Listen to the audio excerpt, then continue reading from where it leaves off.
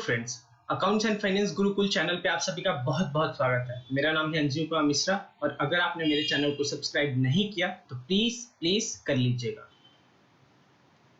यहाँ पे हम पढ़ेंगे गुडविल, नेचर एंड वैल्यूएशन, यानी गुडविल, उसका नेचर और उसका वैल्यूएशन। फुल चैप्टर कवरेज है, ठीक है। और देखिए, मैंने एक नया अप्रोच लिया है कि जो हमारा ये अकाउंट्स है, अकाउंट्स क्लास 12 के हर एक चैप्टर का एक एक अलग अलग प्लेलिस्ट मैंने अपने चैनल पे अपलोड कर दिया। आपको जौन सा चैप्टर आपको पढ़ना है उस चैप्टर से रिगार्डिंग जो भी उसमें प्लेलिस्ट में है वो प्लेलिस्ट आप ओपन करिए और उसमें उस चैप्टर से रिलेटेड सारा वीडियोस आपको मिल जाएगा। और ये वीडियोस अप्रोक्सीमेटली 1.5 से 2 घंटे का होने वाला है और इसमें आपका जो चैप्टर है goodwill, nature and it's valuation वो टोटली कवर होगा विद फुल इलिस्ट्रेशन क्वेश्चंस करा के, ठीक है। यानी ये चैप्टर, यहाँ पे ये वीडियो देखने के बाद आपको गुडविल का क्वेश्चन सारा आप खुद ही सॉल्व कर पाएंगे। और जो गुडविल इस चैप्टर का वेटेज है अप्रोक्सीमेटली 3 से 4 मार्क्स का है। तो एक तो 3-4 मार्क्स का सेपरेट क्वेश्चन आएगा और जो एडमिशन, रिटायरमेंट, डेथ, डिसोल्यूशन के क्वेश्चंस होते हैं उसमें भी कभी कभी उस क्वेश्चंस के भी पार्ट होते हैं। तो ये चैप्टर काफी, मतलब कुछ हद तक इंपॉर्टेंट तो जरूर ही है, यानी 5-6 मार्क्स का इसका वैल्यू बोल सकते हैं आप, ठीक है। तो 2 घंटे में आपको 5 से 6 मार्क्स आराम से इजीली आप मार्क्स स्कोर कर पाएंगे। तो इस चैप्टर को प्लीज ध्यान से देखिएगा, ठीक है। और सारा डाउट भी मैं यहाँ पे, क्वेश्चंस भी सारा मैं क्लियर करवाऊंगा आपको, ठीक है। तो देखते हैं आगे। पहले तो समझते हैं गुडविल होता क्या है। गुडविल क्या है हमारा? Goodwill is an intangible asset. Goodwill जो होता है हमारे लिए क्या होता है? इंटेंजिबल एसेट होता है। आपने पढ़ा होगा कि एसेट 2 टाइप के होते हैं, मेनली टेंजिबल और इंटेंजिबल। इंटेंजिबल कहने का मतलब कि वो एसेट जो ना ही हम उसको टच कर सकते हैं और ना ही हम उसको देख सकते हैं, वो केवल फील हो सकता है, ठीक है। It is an intangible asset which places an enterprises at an advantageous position due to which the enterprises is able to earn higher profit without putting in any extra effort। जो goodwill होता है वो एक intangible asset होता है और वो जो इंटरप्राइज है यानी जो बिजनेस है उसको एडवांटेजियस पोजीशन पे खड़ा करता है, एडवांटेजियस पोजीशन पे खड़ा करता है, ठीक है। ड्यू टू विच, उसके वजह से जो इंटरप्राइज है वो हायर प्रॉफिट अर्न करने में एबल हो जाती है, ठीक है, without putting any extra effort. और उस एक्स्ट्रा प्रॉफिट को अर्न करने के लिए, एक्स्ट्रा प्रॉफिट कहने का मतलब कि उसी बिजनेस में यानी उसी इंडस्ट्री में कोई और भी बिजनेस है जो सेम कैपिटल के साथ है, लेकिन उसके कंपैरिजन में मेरी कंपनी ज्यादा प्रॉफिट कमा रही है और उसके लिए कोई एक्स्ट्रा एफर्ट, ना ही कोई एक्स्ट्रा कैपिटल इन्वॉल्व करना पड़ रहा है और ना ही कोई एक्स्ट्रा एफर्ट्स करना पड़ रहा है, फिर भी वो कमा रही है। उसका रीजन क्या है? उसका रीजन है गुडविल। तो गुडविल से क्या होता है? वो मेरे इंटरप्राइज, मेरे बिजनेस को एडवांटेजियस पोजीशन पे लेके जाता है, through which my business earns higher profit without putting any extra effort, ठीक है, as compare to my competitors. अगला है हमारा कि कैरेक्टरिस्टिक्स, फीचर्स ऑफ गुडविल क्या होता है। पहला हमने देखा अभी, गुडविल का कैरेक्टरिस्टिक्स क्या है? It is an intangible asset. It does not have existence separate from that of the enterprise. यानी जो गुडविल है वो बिजनेस का पार्ट होता है, उससे सेपरेट नहीं किया जा सकता है, ठीक है। यानी कि जहां बिजनेस जाएगा वहां उसका गुडविल होगा, ठीक है। यानी आप सोचते हैं कि गुडविल को बिजनेस को रख लेते हैं और गुडविल को बेच देते हैं, तो ऐसा पॉसिबल नहीं होता है। It helps in earning higher profit, और इसके थ्रू कंपनी क्या करती है? हायर प्रॉफिट अर्न करने में कैपेबल हो जाती है। Value of goodwill is subjective, यानी वैल्यू, गुडविल का जो वैल्यूएशन होगा, आगे हम धीरे धीरे देखेंगे कि जो गुडविल का वैल्यूएशन होगा वो सब्जेक्टिव है, यानी पर्सन टू पर्सन डिफर करेगा। हो सकता है कि मैं किसी कंपनी का गुडविल का वैल्यू कुछ बोल सकता हूँ और आप कुछ और बोल सकते हैं, ठीक है। ये सब्जेक्टिव है, यानी पर्सन टू पर्सन गुडविल का वैल्यू डिफर करेगा। अब देखते हैं नेचर ऑफ गुडविल क्या है। गुडविल का नेचर क्या है? It is an intangible asset. हम तो शुरू से ही ये बात देखते आ रहे हैं कि गुडविल का वैल्यू क्या है, नेचर क्या है? इंटेंजिबल, यानी कि अच्छा, इंटेंजिबल एसेट है और उसका जो वैल्यू है वो एमोटाइज होता है। जैसे हमने देखा है क्लास 11th में, टेंजिबल एसेट्स क्या होते हैं? डेप्रिसिएट होते हैं, वैसे इंटेंजिबल एसेट एमोटाइज्ड होते हैं। तो अगर किसी बिजनेस ने गुडविल परचेज किया है, क्या किया है, आगे हम जाके देखे, आगे हम पढ़ेंगे कि जो गुडविल होता है वो 2 तरह का होता है, एक परचेज और एक सेल्फ जनरेटेड। तो जो परचेज गुडविल होता है उस केस में कंपनी को पेमेंट करना पड़ता है, तो पेमेंट जो उसने अमाउंट किया है वही उसका गुडविल का वैल्यू हो जाएगा। तो उसमें जो भी खर्च लगा कंपनी का उसको वो अमोर्टाइज करेगी। जैसे कि टेंजिबल एसेट्स में फिक्स्ड एसेट्स को हम डेप्रिसिएट करते हैं, वैसे इंटेंजिबल एसेट्स को अमोर्टाइज करते हैं, और जो अमोर्टाइज करेंगे वो throughout the useful life of the asset होगा। ठीक है। Accounting of goodwill is done as per AS 26। जो इंडिया की अकाउंटिंग बॉडी है, कौन? ICAI यानी institute of chartered accountants of India. ये कौन है? Accounting body of India.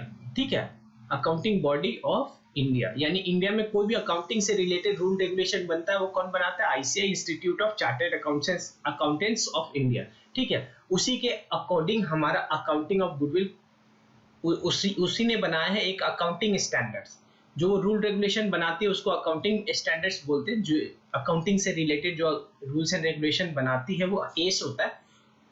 अब एक नया एडवांस्ड भी आ गया है, IND AS, IND AS बोलते हैं उसको। ठीक है, तो वो अभी आपके लिए इरेलीवेंट है। तो अकाउंटिंग स्टैंडर्ड बनाती है, उसमें जो उसका अकाउंटिंग स्टैंडर्ड नंबर 26 है वो किस चीज से डील करता है? Accounting for intangible asset. और यानी कि ऐसा बोल सकते हैं कि AS 26 हमारा अकाउंटिंग फॉर गुडविल से भी डील करेगा। ठीक है, तो ये बस आप याद रखिएगा। मेनली आपको थ्योरी क्वेश्चन तो आने वाला नहीं है, लेकिन ये भी समझना जरूरी है। अब आगे देखते हैं हम factors affecting the value of goodwill, यानी किसी फर्म के, किसी कंपनी के गुडविल का वैल्यू किस चीज पे डिपेंडेंट होगा। पहला तो उसका मैनेजमेंट जितना अच्छा होगा उसके गुडविल का वैल्यू उतना अच्छा होगा। क्यों? क्योंकि efficient management leads to higher profit, और and higher profit ultimately leads to better goodwill, good goodwill. ठीक है। अगला फेवरेबल लोकेशन, यानी जो मेरा बिजनेस है उसका लोकेशन कहाँ है। अगर लोकेशन मार्केट से नजदीक है तो फिर गुडविल ज्यादा होगा, या जहां से रॉ मटेरियल अवेलेबिलिटी होता है उसके आसपास है फिर भी गुडविल ज्यादा होगा। Longer establishment of the business, यानी बिजनेस मेरा अगर ज्यादा दिन से लॉन्गर इस्टेब्लिश्ड है तो उसका गुडविल ज्यादा होगा। फेवरेबल कॉन्ट्रैक्ट्स, यानी मेरे बिजनेस को अगर कुछ ऐसे कॉन्ट्रैक्ट्स मिल गए हैं जिससे कि मैं कुछ अगले आने वाले सालों में बहुत पैसा कमाने वाला हूं, जो कि मेरे बिजनेस पॉइंट ऑफ व्यू से बहुत फेवरेबल है, तो भी मेरा गुडविल बढ़ जाएगा। ठीक है। सपोज करिए मुझे, मेरी फर्म है उसको दिल्ली मेट्रो बनाने का प्रोजेक्ट मिल गया, तो मुझे पता है 2-4 साल 5 साल तो उसमें लगना है, और 2-4-5 साल मुझे पैसा कमाने के लिए कोई और दूसरा चीज ढूंढने का जरूरत नहीं है, क्योंकि ऑलरेडी मेरे पास काम अवेलेबल है। ठीक है। अगला है हमारा एक्सेस टू सप्लाईज, यानी जो मेरे बिजनेस में रॉ मटेरियल चाहिए होता है वो इजीली अवेलेबल है मेरे पास। ठीक है, यानी कि उसके तो फिर मेरा गुडविल का वैल्यू बढ़ जाएगा। ठीक है। रिस्क एसोसिएटेड विद बिजनेस, अगर बिजनेस में ज्यादा रिस्क है तो थोड़ा गुडविल का वैल्यू कम हो जाएगा। ठीक है। वैसे तो business without risk is next to impossible. अब मैंने थोड़ी देर पहले आपसे बोला था क्या कि टाइप्स ऑफ गुडविल हम देखेंगे, तो पहला टाइप क्या है? परचेज गुडविल है, और दूसरा होता है हमारा सेल्फ जनरेटेड गुडविल। तो जो हमारा परचेज गुडविल होता है, सपोज करिए एक बिजनेस चल रहा था, ठीक है, और उनको अपना बिजनेस बेचना था, तो मैंने उस बिजनेस को परचेज कर लिया। तो उस बिजनेस को जब मैंने परचेज किया तो एक चीज परचेज किया जो होता है एसेट्स, और दूसरा फिर उन्होंने बोला कि भाई साहब अब मैं तो बिजनेस बंद करके रिटायरमेंट लेने वाला हूं, तो आप मेरा लायबिलिटी भी परचेज कर लीजिए। ठीक है। सपोज करिए मैंने बिजनेस में उनका एसेट 10 लाख का परचेज किया और लायबिलिटी मैंने 2 लाख का, तो आप बताइए मुझे बिजनेस कितना पैसा उनको पे करना चाहिए। लॉजिकली आप सोचे तो मुझे 8 लाख रुपया पे करना चाहिए था, तो यानी कि नेट एसेट मेरा कितना हो गया? 8 लाख। यानी अल्टीमेटली जो मैंने एसेट्स मेनली एसेट्स परचेज किया मैंने 10 लाख का, 2 लाख का लायबिलिटी, यानी मुझे मिल रहा है 10 लाख और मुझे बाद में देना पड़ेगा उस 10 लाख को परचेज करने के लिए 2 लाख और, यानी अल्टीमेटली मैंने कितने का ऑनरशिप एसेट्स परचेज की, यानी कि नेट एसेट मेरा 8 लाख का हो गया। अब सपोज करिए मैंने उनको अगर पेमेंट अगर मैंने किया, सपोज करिए मैंने उनको 12 लाख का, तो ये जो एक्सेस वो पेमेंट मैं कर रहा हूँ वो क्या होगा? 8 लाख का नेट एसेट ले रहा हूँ और जो एक्सेस पेमेंट 12 लाख का कर रहा हूँ, यानी 4 लाख का जो एक्सेस पेमेंट, वो मेरे लिए क्या हो जाएगा? Purchased goodwill. ठीक है। तो एक बात बताइए मुझे, आगे हम पढ़ेंगे वैल्यूएशन बेस का, तो क्या वैल्यूएशन ऑफ परचेज गुडविल करने में कोई दिक्कत है क्या? यानी तो अगर इस केस में मैंने परचेज गुडविल हो गया मेरा 4 लाख, यहाँ पे परचेज गुडविल हो गया मेरा 4 लाख, तो क्या इसमें वैल्यूएशन करना पड़ेगा क्या? परचेज गुडविल के केस में वैल्यूएशन करने का कोई जरूरत नहीं होता है। क्यों? क्योंकि मुझे पता है कि मैंने इस गुडविल के लिए पेमेंट कितना किया है, 4 लाख, तो वही मेरा वैल्यूएशन हो जाएगा, वही गुडविल का, परचेज गुडविल का वैल्यूएशन करने में उतना कोई दिक्कत नहीं होगी। सपोज करिए आप गए मार्केट में, और मार्केट में आपने कोई एसेट खरीदा, तो उस एसेट का वैल्यू क्या होगा, वैल्यूएशन किस पे होगा, जो आपने परचेज जितना दाम उसके लिए आपने पे किया वही उसका वैल्यू होगा।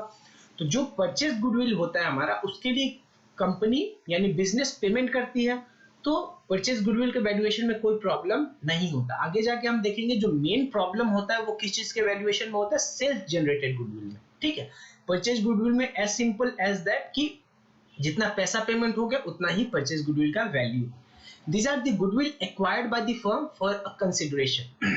यानी ये परचेज गुडविल का डेफिनेशन हो गया, purchase goodwill is acquired by the firm, यानी फर्म ने उसको एक्वायर किया और कुछ पैसा देके, यानी सम after some giving some considerations। ठीक है, that consideration may be in cash or kind। ठीक है, तो हम क्या करते हैं आगे, पहले एक क्वेश्चन देख लेते हैं कि परचेज गुडविल के केस में कैसा क्वेश्चन आता है। ठीक है, ये क्वेश्चन नॉर्मली बहुत रेयरली कुछ ही लोग करवाते हैं, इसलिए मैंने बोला कि ये इंपॉर्टेंट है। ठीक है, क्या है, इंपॉर्टेंट है इस क्वेश्चन को। ठीक, एक ही क्वेश्चन है इसलिए इसको ध्यान से देखिएगा। Amrit daily needs Amrit daily needs acquired the business of Shri Shivam. ठीक है, यानी इन्होंने, ये परचेजर है और ये सेलर है, इन्होंने अपना बिजनेस सेल कर दिया किसको, इसको। यानी जब सेल करेंगे तो इनका जो भी गुडविल होगा ये परचेज करेंगे, और इनके लिए वो कौन सा गुडविल हो जाएगा, ये परचेज गुडविल हो जाएगा। ठीक है, तो यहाँ पे जो बात चलेगा वो परचेज गुडविल का बात होगा। ठीक है, आगे देखते हैं। For a purchase consideration of 5 lakh, और जो परचेज कंसिडरेशन इन्होंने, मतलब दोनों के बीच में एग्रीमेंट हुआ कि ये अमृत डेली नीड्स जो नीड्स हैं वो इनको श्री शिवम को कितना देगा, 5 लाख रुपए। और उसमें एसेट्स कितने का खरीदा, और लाइबिलिटी, एसेट्स में फर्नीचर हो गया, इन्वेंट्री हो गया, डेटर हो गया, लाइबिलिटी में क्रेडिटर, सैलरीज पेबल और आउटस्टैंडिंग एक्सपेंसेस। तो सारा एसेट्स भी खरीद रहे हैं और सारा लाइबिलिटीज भी खरीद रहे हैं। तो मैंने इसमें क्या बताया, वैसे कुछ नहीं बताया, लेकिन मैं बता देता हूँ कि जो भी एसेट्स ये परचेज करेंगे वो एसेट इनके बिजनेस में आएगा, तो एसेट्स बढ़ जाएगा इनके बिजनेस के लिए, तो सारे एसेट्स को डेबिट करेंगे। तो फर्नीचर अकाउंट, इसका सॉल्यूशन मैं कर रहा हूं। ठीक है, कैसे अकाउंट करते हैं परचेज गुडविल को, तो फर्नीचर अकाउंट डेबिट, फिर इन्वेंट्री और debtor, inventory account debit, inventory account debit, debtor account debit, जिस भी वैल्यू पे हम ले रहे हैं। कौन सा वैल्यू है इसका, 10,000, 750 और 150, 10,000, 750 और 1,50,000। ठीक है, और जितने भी लायबिलिटी ले रहे हैं वो क्रेडिट कर देंगे, creditor, salaries payable, outstanding expense. तो क्रेडिटर हो गया 5,20,000 का, सैलरीज पेबल हमारा 75,000 और आउटस्टैंडिंग एक्सपेंसेस 15,000। ठीक है, यानी हमने टोटल एसेट कितने का खरीदा, इतने का, कितना हो गया ये, 7,75,000। और जो टोटल लायबिलिटी हमने लिया वो कितने का था, वो था, ये हो गया 6,10,000। ठीक है, अच्छा ये जो पहले मैंने 15,000 लिखा था ये 1.5 लाख है, 9,10,000 ये टोटल हो गया, ये हो गया 6,10,000। यानी कि अल्टीमेटली अगर आप देखेंगे तो 9,10,000 का हमने एसेट खरीदा, इसमें से लायबिलिटी कितने का खरीदा, 6,10,000। तो अल्टीमेटली जो श्री शिवम को पेमेंट करना है वो है, होना चाहिए था 3 लाख।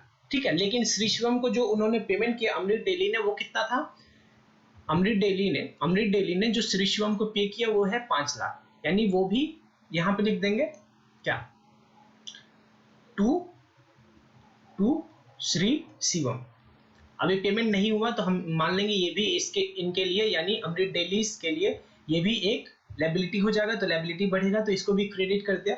अब जो बैलेंसिंग फिगर आएगा, पेमेंट करना चाहिए था 3 लाख, हम कर रहे हैं 5 लाख, यानी कि बोल सकते हैं कि ये जो 2 लाख उनको पेमेंट हो रहा है वो अल्टीमेटली हमारे लिए क्या हो जाएगा, वो हमारे लिए, हमारे बिजनेस के लिए एक परचेज गुडविल हो जाएगा। ठीक है, तो यहाँ पे आ जाएगा वो, उसको लिख देंगे गुडविल अकाउंट, और यही वो गुडविल है जिसको बोलेंगे हम परचेज गुडविल। और ये अल्टीमेटली कौन सा फिगर होता है, बैलेंसिंग फिगर, यानी डेबिट और क्रेडिट साइड को मैच करिए।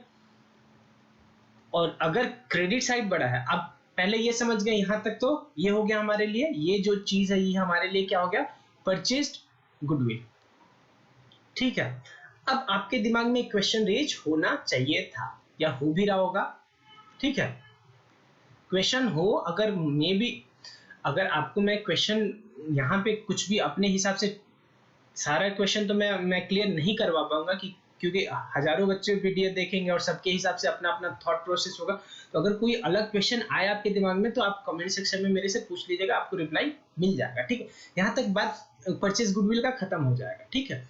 अब आप ये भी पूछ सकते हैं मेरे से कि बताइए सर कि अगर ये जो टोटल हमारा लायबिलिटी है वो ज्यादा है और टोटल एसेट कम है, तब तो आपने क्या किया, गुडविल में डाल दिया और उसको परचेज गुडविल मान लिया। लेकिन अगर टोटल एसेट्स ज्यादा हो गया एज कंपेरिजन टू लायबिलिटी, तब मेरा बैलेंसिंग फिगर इस साइड आएगा, तब उसको क्या बोलेंगे, तब उसको बोलते हैं कैपिटल रिजर्व, ठीक है। उसको कहां पे डालते हैं, कैपिटल रिजर्व।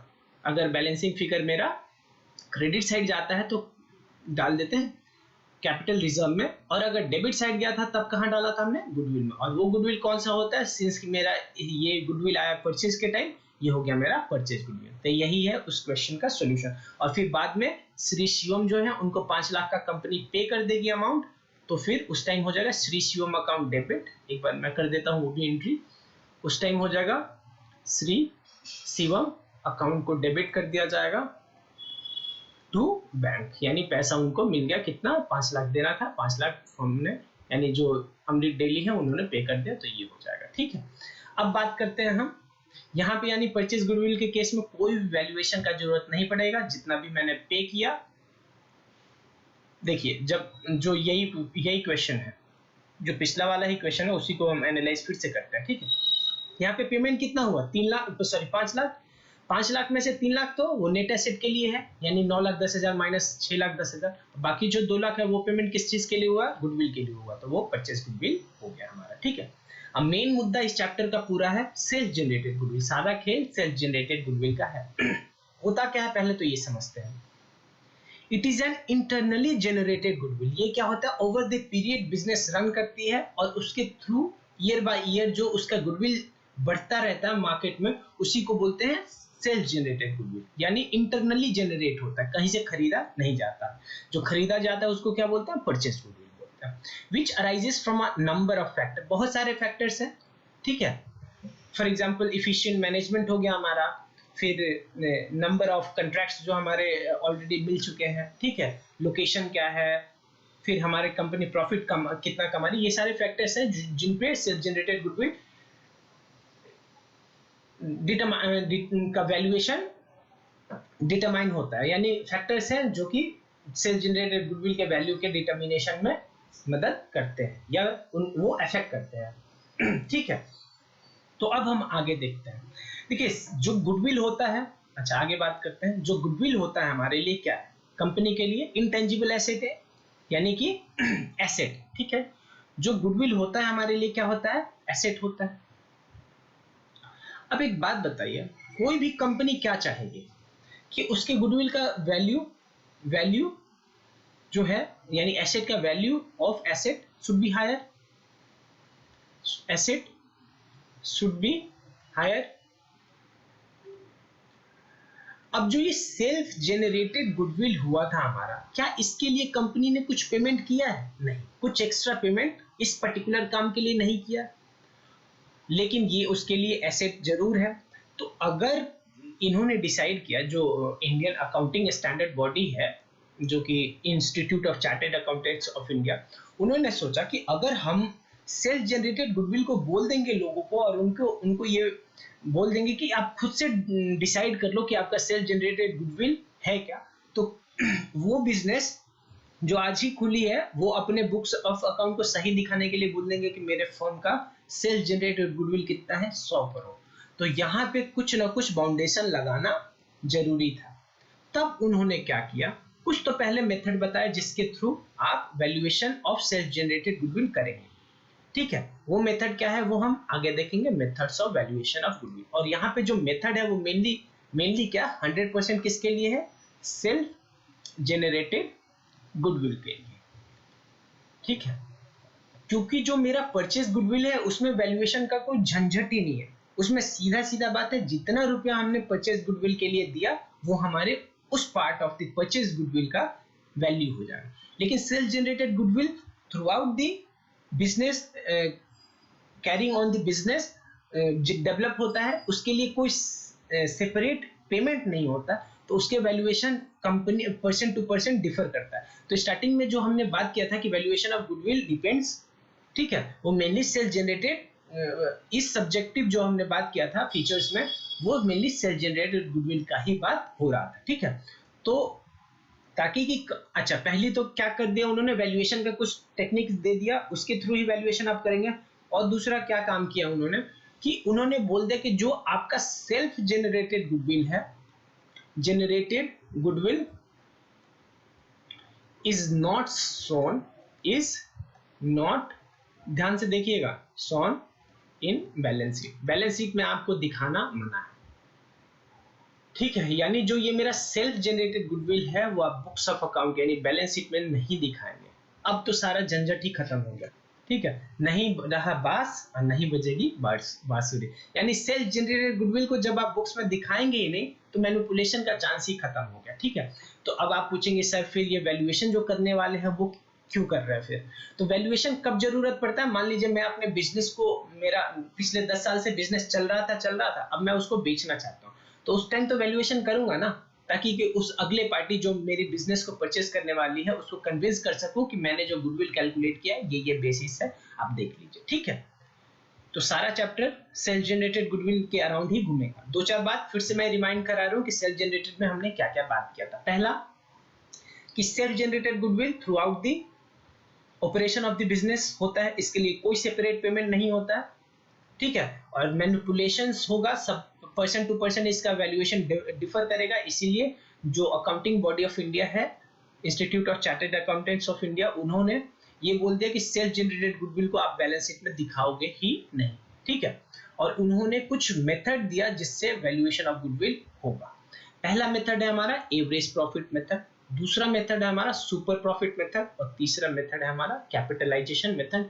ये मेथड आपके क्लास 12 के सिलेबस के लिए ही है, और आगे जब पढ़ेंगे अकाउंट्स, यानी कि सीए में हो गया, सीए के अंदर जब चार्टर्ड अकाउंटेंसी कोर्स अगर करेंगे उसमें पढ़ेंगे, या बीबीए एमबीए ये सब कोर्सेज में अगर आप पढ़ेंगे वैल्यूएशन ऑफ गुडविल, तो और भी मेथड्स आपको मिलेंगे। एवरेज प्रॉफिट मेथड में आपको दो मेथड है, सिंपल एवरेज और वेटेड एवरेज।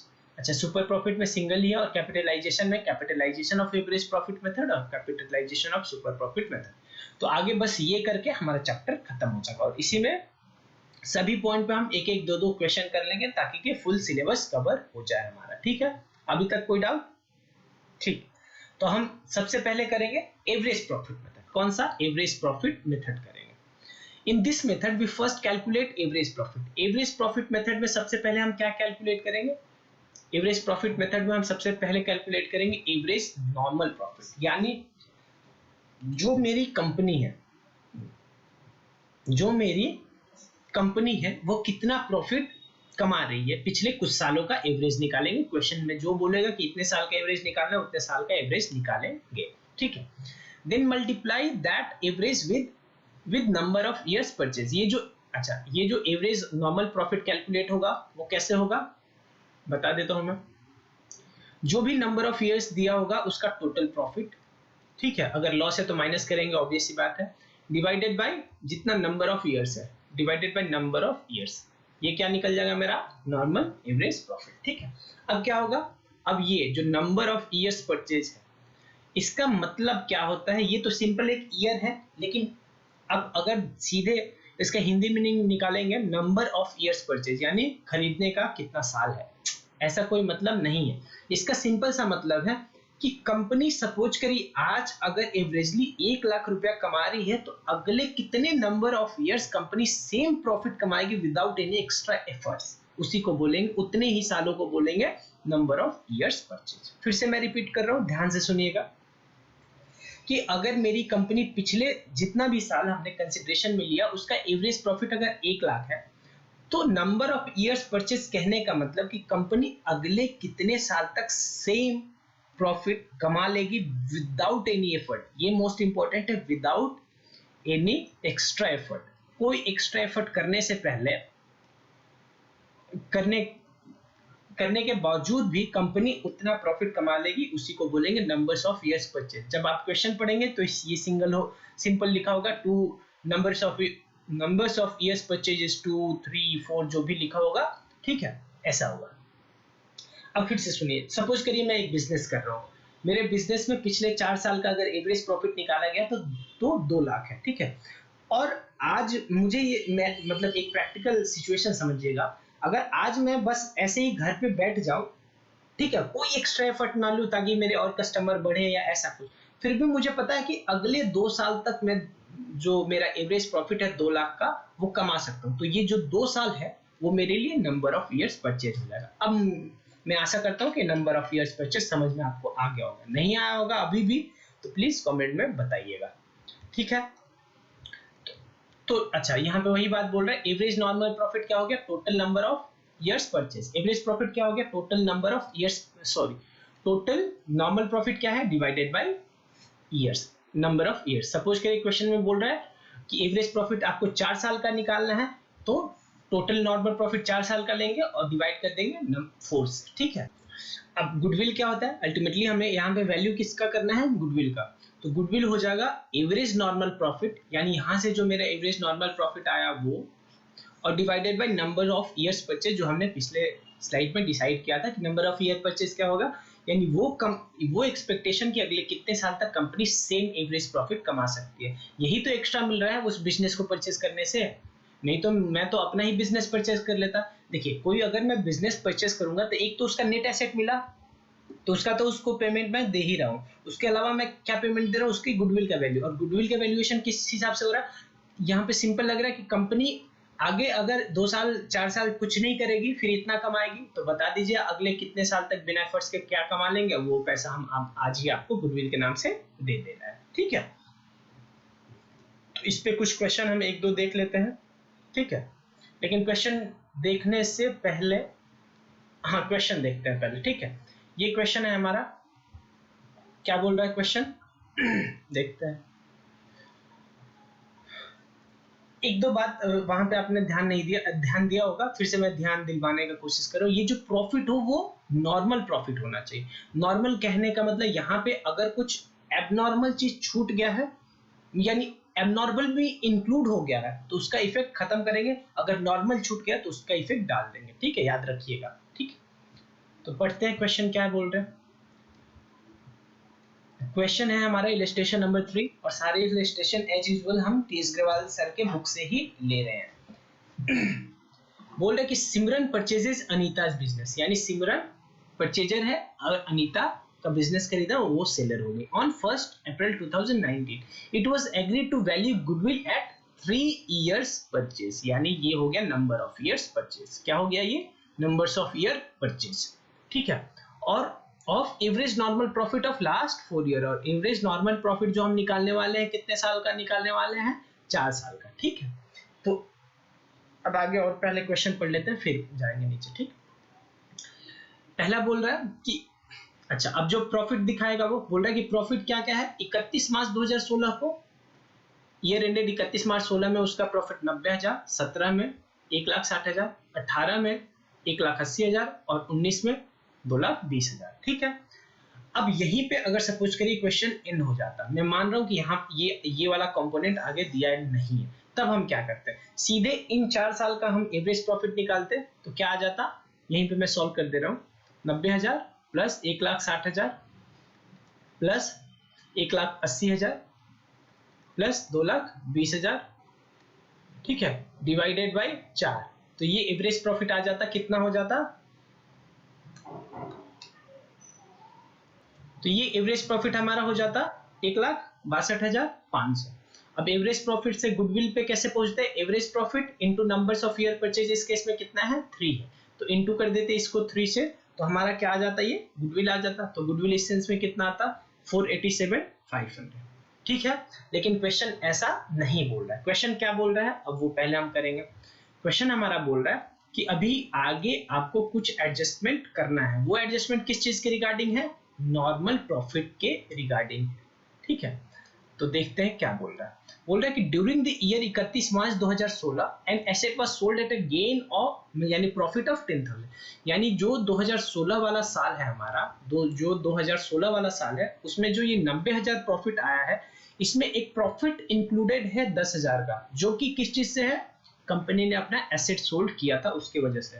तो क्या कंपनी अपना एसेट रेगुलरली सेल करती होगी? नहीं। तो ये कौन सा आइटम है? एबनॉर्मल आइटम है, तो इसका इफेक्ट हम हटाएंगे ताकि हम नॉर्मल प्रॉफिट तक पहुंच जाए।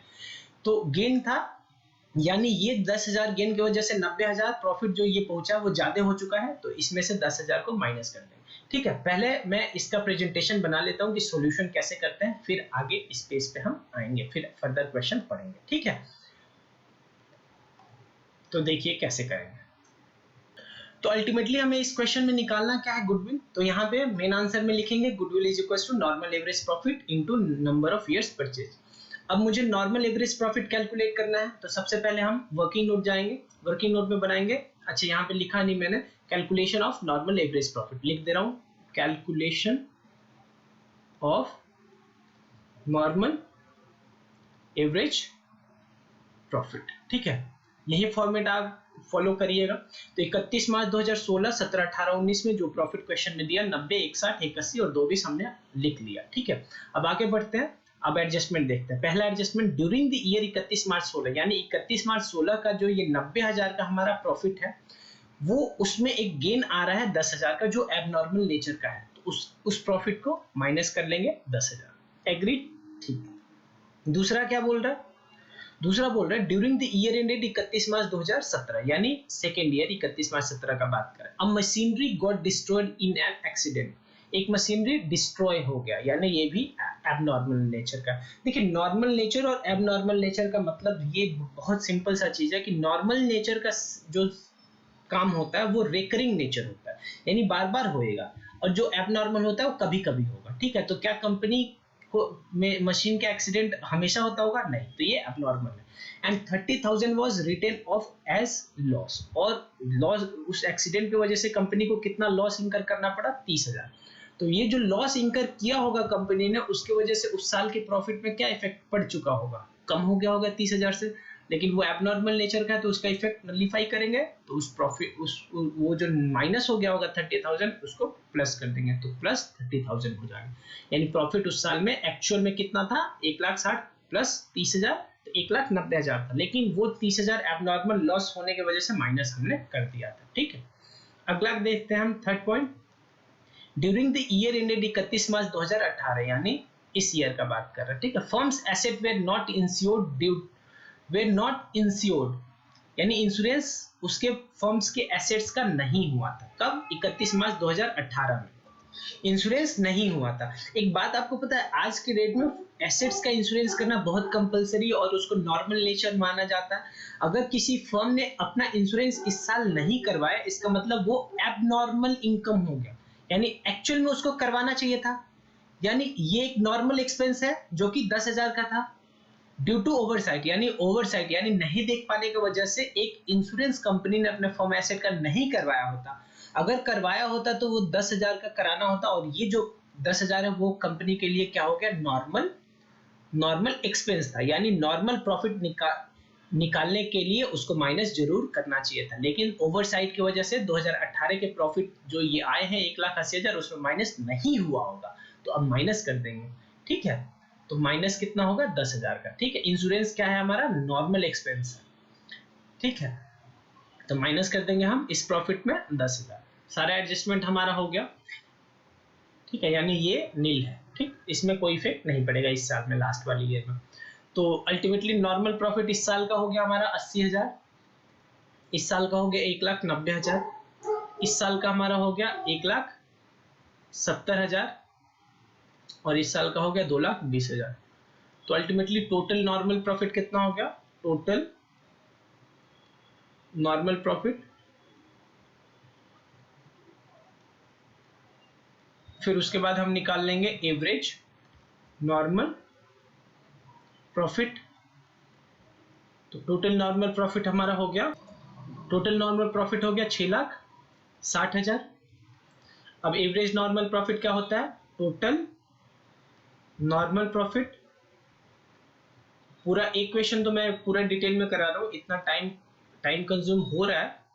Number of years, total number of years, जितने साल का हमने average total number of profit calculate किया उतना ही यहाँ पे साल लिख लेंगे नंबर ऑफ ईयर्स। तो अल्टीमेटली कितना है, टोटल प्रॉफिट है 6,60,000 और नंबर ऑफ ईयर्स कितना है 4। ठीक है, तो ये कितना हो जाएगा 1,65,000। ठीक है, तो ये अब हमारा चला जाएगा गुडविल के कैलकुलेशन में एवरेज नॉर्मल प्रॉफिट के लिए। ठीक है, तो यहाँ पे अब जो गुडविल का वैल्यूएशन होगा ये हो जाएगा 1,65,000 और क्वेश्चन में दिया था number of average profit, sorry number of years purchase कितना बोल रहे हैं, ये नंबर ऑफ ईयर परचेज हमारा 3 ईयर्स है, तो यहाँ पे हम इंटू कर देंगे 3 से, तो ये हो जाएगा हमारा नंबर ऑफ, ये हो जाएगा 4,95,000। ठीक है, तो ये हो गया अल्टीमेटली वैल्यू ऑफ गुडविल। अगर क्वेश्चन आएगा तो कम से कम ये 3 से 4 मार्क्स का होगा और आप इजीली अब इसको सॉल्व कर पाएंगे। ठीक है, आगे बढ़े अब आगे देखते हैं। अब दूसरा जो होता है हमारा क्या होता है, इसी में हमने पढ़ा था स्टार्टिंग में कि जो हमारा एवरेज प्रॉफिट होता है वो पहला हो गया सिंपल एवरेज प्रॉफिट, दूसरा वेटेड एवरेज प्रॉफिट। ठीक है, तो इसमें ज्यादा डिफरेंस नहीं है। पहला हो गया हमारा ये average profit, simple average profit, वो हमने अभी कर लिया। अब पढ़ते हैं if it's weighted average profit. तो वेटेड एवरेज प्रॉफिट में क्या करते हैं, सेम कंसेप्ट है, उसमें भी गुडविल निकालने के लिए goodwill equals to weighted average profit के केस में भी गुडविल इज इक्वल्स टू क्या होता है, एवरेज नॉर्मल प्रॉफिट। तो वहां पे आ जाएगा वेटेड एवरेज नॉर्मल प्रॉफिट। ठीक है, तो वेटेड एवरेज नॉर्मल प्रॉफिट जो मेथड होता है उसमें गुडविल कैसे निकालेंगे, वेटेड एवरेज नॉर्मल प्रॉफिट पहले निकालेंगे। ठीक है, वेटेड एवरेज नॉर्मल प्रॉफिट ये अभी निकाल के इक्वेशन में हम सीख लेंगे और उसको मल्टीप्लाई कर देंगे नंबर ऑफ ईयर्स परचेज, जो हमने ऑलरेडी डिस्कस किया था क्या होता है। ठीक है, तो इस पे ये क्वेश्चन है, ये क्वेश्चन करेंगे, सेम मेथड फॉलो होगा, बस इसमें एक वेट आ जाता है। ठीक है, यानी अलग अलग ईयर्स को क्या कर देते हैं, अलग अलग वेट प्रोवाइड कर देते हैं। ठीक है, जैसे यहाँ पे बात करेगा 2015 को 1 वेट दे रहा है, 2016 को 2 वेट दे रहा है, ऐसे ऐसे करके। ठीक है, तो पहले क्वेश्चन पढ़ लेते हैं फिर सॉल्व करेंगे। ठीक है, इलस्ट्रेशन नंबर 8 है TS Agarwal sir book as usual. Akhil and Nikhil are partners sharing profit equally. They admitted Dinesh in partnership. It was agreed to value goodwill 3 years purchase. ठीक है, क्या है 3 years purchase, यानी number of purchase year 3 है। ठीक है, following weights, following कौन सा मेथड फॉलो करना है, weighted average profit method on the basis of past 5 year, यानी जो एवरेज निकालेंगे वो कितने साल का होगा, पिछले 5 साल का होगा। ठीक है, वेट्स इतना इतना इतना इतना 1 2 3 4 5 दे दिया। ठीक है, प्रॉफिट कितना है 90,000, 80,000, 1,25,000, 1,50,000 और 1,75। ठीक है, तो सबसे पहले क्वेश्चन का फॉर्मेट बनाते हैं। गुडविल इक्वल्स टू क्या होता है, weighted average normal profit into normal number of years purchase. तो सबसे पहले कैलकुलेट करना पड़ेगा मुझे क्या, वेटेड एवरेज नॉर्मल प्रॉफिट। ठीक है, तो वो पहले कैलकुलेट करते हैं। ठीक,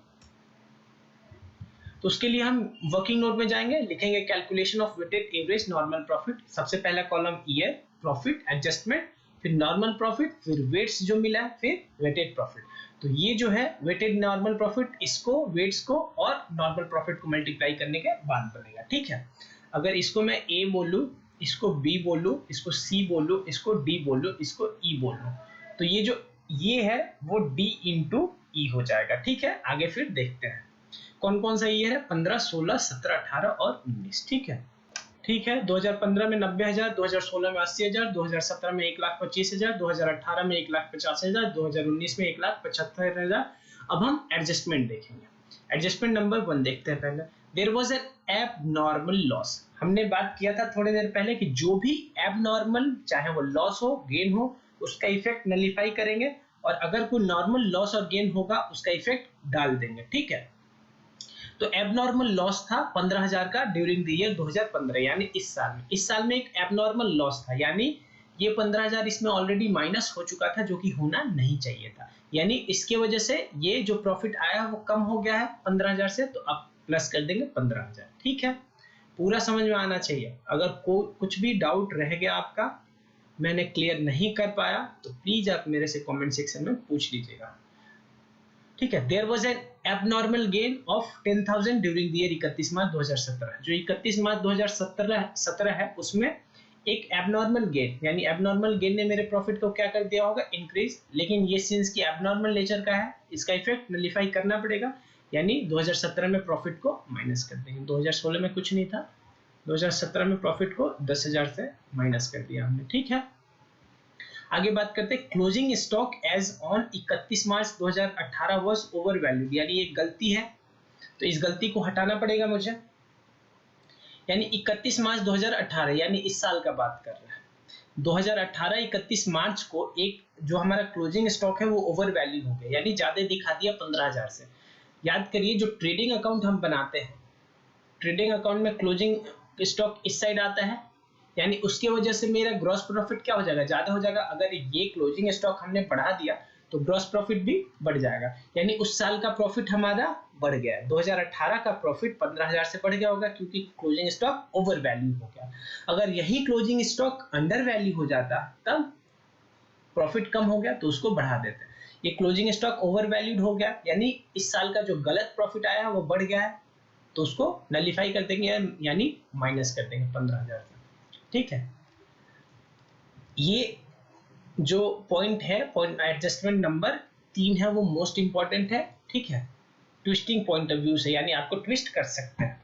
देखिए यहाँ पे लिखा है क्लोजिंग स्टॉक ओवर वैल्यू हो गया था 15,000, तो यहाँ पे ऑटोमेटिकली आपको समझ में आ जाना चाहिए कि नेक्स्ट ईयर जो ओपनिंग स्टॉक है वो भी ऑटोमेटिकली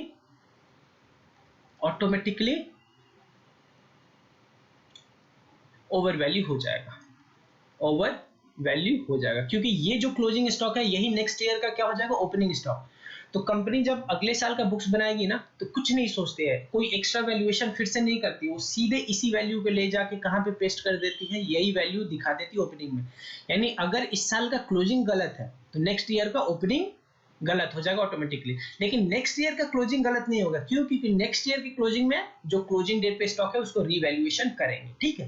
यानी इस साल के क्लोजिंग का इफेक्ट जस्ट नेक्स्ट ईयर यानी 31 मार्च 2019 पे भी इफेक्ट करेगा, यानी इसके वजह से जो 31 मार्च 2019 का ओपनिंग स्टॉक है वो बढ़ गया, और ओपनिंग स्टॉक इस साइड आता है, अगर वो बढ़ गया तो अल्टीमेटली मेरा ग्रॉस प्रॉफिट कम हो गया होगा उस साल का, तो उसको बढ़ा देंगे, ठीक है, समझ गए।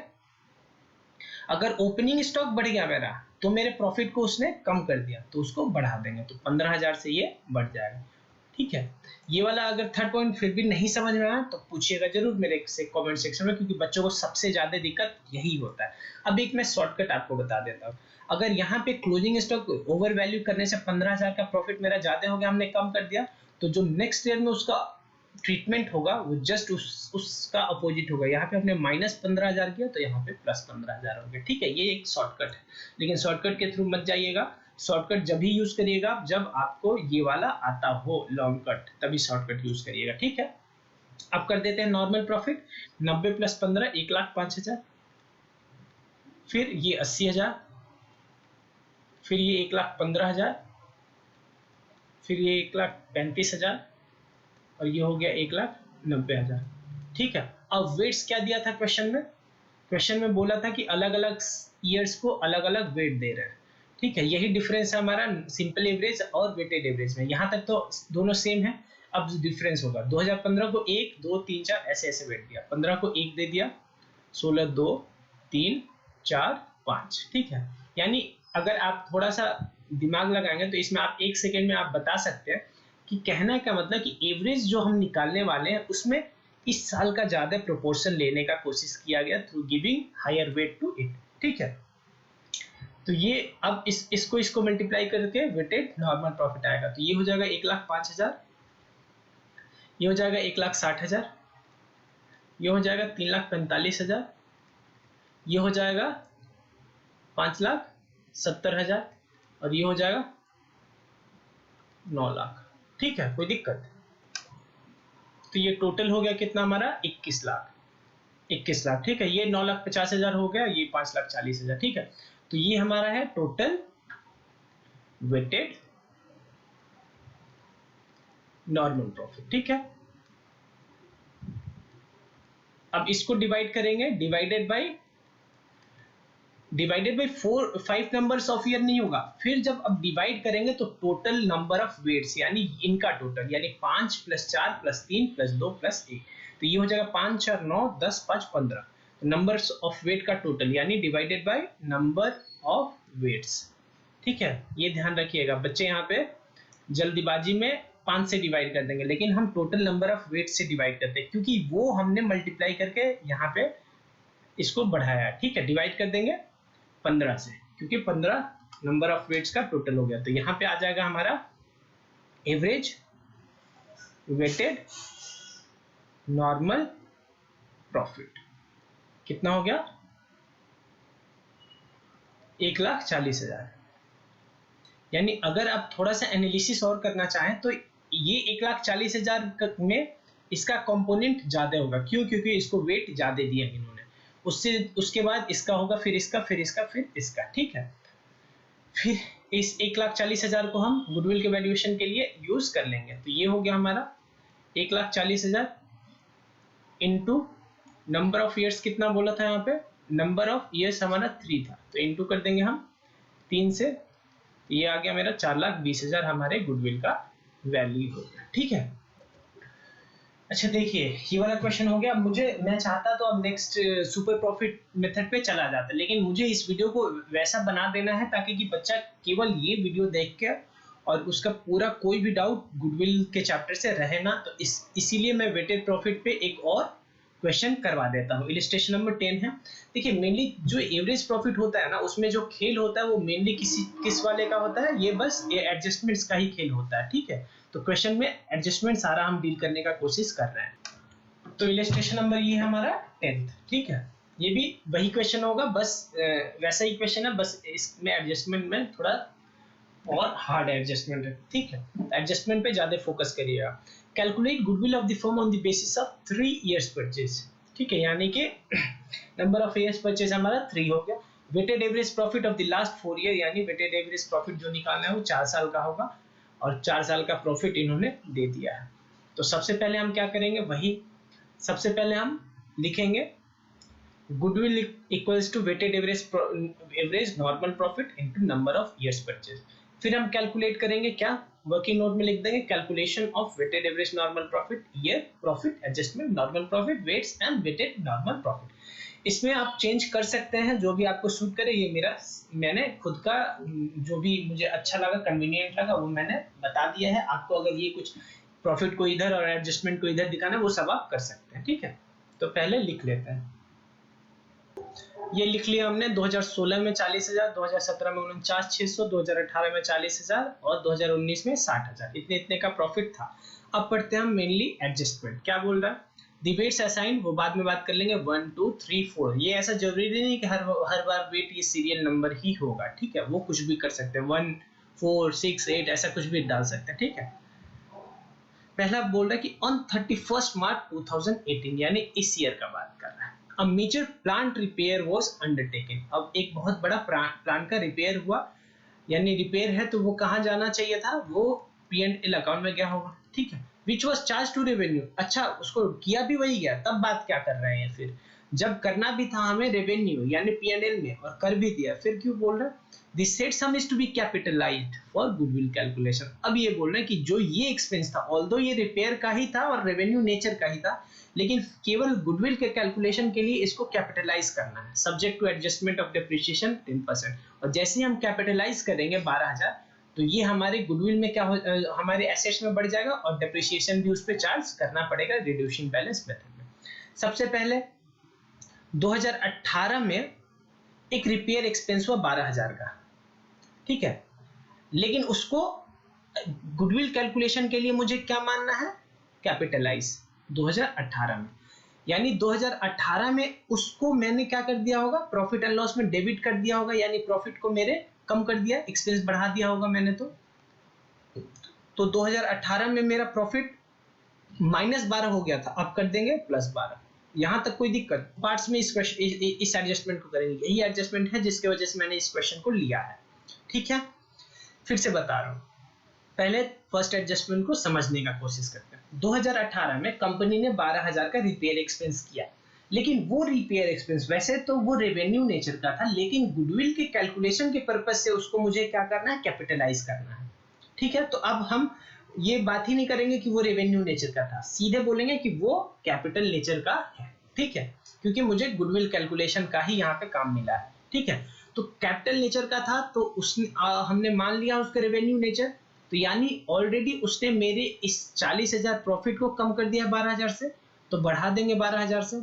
ठीक है, और अब रेवेन्यू मान लिया था, अब मानना है मुझे कैपिटल, तो ये 12,000 जैसे ही कैपिटल मानेंगे तो एक डेप्रिसिएशन चार्ज करना पड़ेगा 10% ऐसे उस एसेट्स पे। तो 12,000 का 10% डेप्रिसिएशन अगर चार्ज करेंगे तो उस साल का प्रॉफिट 1200 से फिर से कम हो गया, यानी 12,000 से प्रॉफिट बढ़ा के और फिर 12,000 डेप्रिसिएशन से कम कर देंगे। ये क्या है, डेप्रिसिएशन वाला कंपोनेंट है और ये रिपेयर वाला कंपोनेंट है। ठीक है, रिपेयर। ठीक है, अब एक बात बताइए, अब अगर मैंने इस एक्सपेंस को एसेट मान लिया यानी कैपिटलाइज कर दिया, तो इस एसेट का नेक्स्ट ईयर भी डेप्रिसिएशन कटेगा, यानी 2019 में भी इसका इफेक्ट आने वाला है। क्या 2019 और रिड्यूसिंग बैलेंस मेथड बोला, यानी 12,000 का पहले साल में कितना डेप्रिसिएशन कटेगा, 1200, तो नेक्स्ट ईयर के लिए 10,800 रेलिवेंट हो गया, तो नेक्स्ट ईयर में फिर माइनस होगा कितना, 10,800 का 10% यानी 1080। ठीक है, ये क्या है, डेप्रिसिएशन का कंपोनेंट है इसी के वजह से। ठीक है, पूरा फ्लो समझ में आ गया, नहीं समझ में आया तो इस वीडियो को यहाँ जहां से मैंने फर्स्ट वाला एडजस्टमेंट कराना शुरू किया था वहां तक रिवाइंड करिए और स्लो में सुनिए मेरे डिस्कशन को। ठीक है, फिर आगे बात करते हैं। बोले closing stock for the year ended 31 March 2017 को ओवर वैल्यू हो गया था। अभी पिछले में भी हमने डिस्कस किया था, अगर क्लोजिंग स्टॉक मेरा ओवर वैल्यू हो गया यानी उस साल का प्रॉफिट मेरा ज्यादा हो गया, तो उस साल का प्रॉफिट कम कर देंगे, यानी 2017 में प्रॉफिट को क्या कर देंगे, माइनस 4800। ठीक है, अब स्पेस नहीं है मेरे पास, ये देखिए ये कौन सा साल है, इस साल का है। ठीक है, अच्छा अब इस साल का मैंने क्लोजिंग स्टॉक अगर मेरा, एक सेकेंड थोड़ा सा मैं एडजस्ट करता हूँ, ये मैं माइनस ये हटा रहा हूँ, ये वाला 4 इसको थोड़ा सा मैं नीचे करता हूँ। ठीक है, 2019 है ये ना, 2019 शायद 60,000 है, एक बार रिचेक कर लेंगे। और यहाँ पे हमने क्या किया था, माइनस करना था 1080 डेप्रिसिएशन के कॉरेस्पॉन्डिंग। ठीक है, प्रॉफिट एक बार चेक कर लेता हूँ मैं, हाँ 60,000 है। ठीक है, अब क्या है कि ये जो 4800 का क्लोजिंग स्टॉक हो गया था, तो नेक्स्ट ईयर यानी 2018 में मेरा जो ओपनिंग स्टॉक है, 2018 में ओपनिंग स्टॉक ज्यादा हो गया, उसकी वजह से उस साल का प्रॉफिट कम हो गया होगा, यानी उस साल का प्रॉफिट बढ़ा देंगे 4800 से। मैंने पिछले बार बोला था, अच्छा एक सेकेंड, ओपनिंग स्टॉक का ये है। ठीक है, ये 3 हो गया, ये तीनों 2018 में है। ठीक है, पिछले में भी मैंने बोला था क्या कि जैसे ही क्लोजिंग स्टॉक देखेंगे तो उसी टाइम आपके दिमाग में एक एक्टिविटी होना चाहिए, क्या कि जैसे ही क्लोजिंग स्टॉक आया तो नेक्स्ट ईयर भी इसका इफेक्ट पड़ेगा ओपनिंग स्टॉक पे। ठीक है, या सीधे सीधे बोल सकते हैं अगर इस साल ये माइनस हुआ तो नेक्स्ट ईयर वो ऐड हो जाएगा। ठीक है, लेकिन शॉर्टकट जब ही यूज करें जब लॉन्ग कट आपको पता हो। अब थर्ड क्या बोले, to cover management cost and annual charge of 9600 should be made for purpose of goodwill valuation, यानी केवल गुडविल वैल्यूएशन के लिए हर साल 9600 का हम एक्सपेंस ट्रीट करेंगे। तो यहाँ भी 9600 माइनस करेंगे, सेकेंड ईयर में 9600 माइनस करेंगे। ठीक है, थोड़ा सा ये हो गया। ठीक है, फिर इस साल में भी 9600 माइनस करेंगे, ये क्यों, मैनेजमेंट कॉस्ट वाला है, इस साल भी 9600 का माइनस करेंगे। ठीक है, कोई ऐसा जो नहीं समझ में आया, सारा समझ में आ रहा होगा शायद। ठीक है, अब निकाल लेते हैं नॉर्मल प्रॉफिट, 40,400 माइनस 9,600 कितना हो गया, 30,800 हो गया। अगला 2017 में 49,600 माइनस 9,600 माइनस 4800, ये हो गया हमारा 35,200।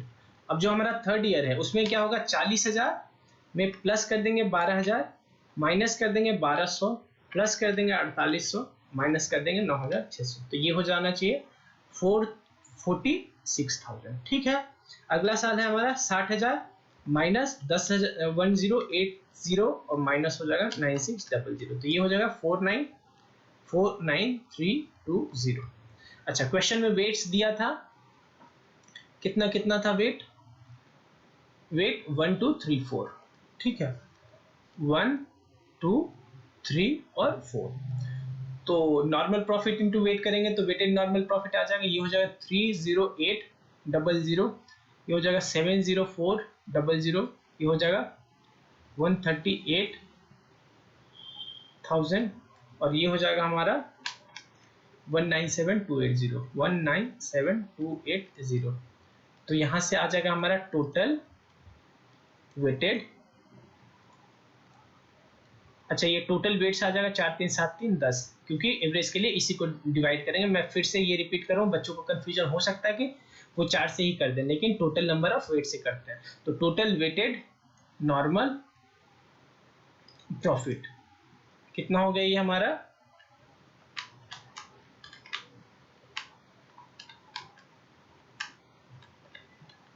ये हो जाएगा 43436,480। ठीक है, एक चीज मैंने गलती कर दिया और मैं उसके लिए आपसे क्षमा मांगता हूँ।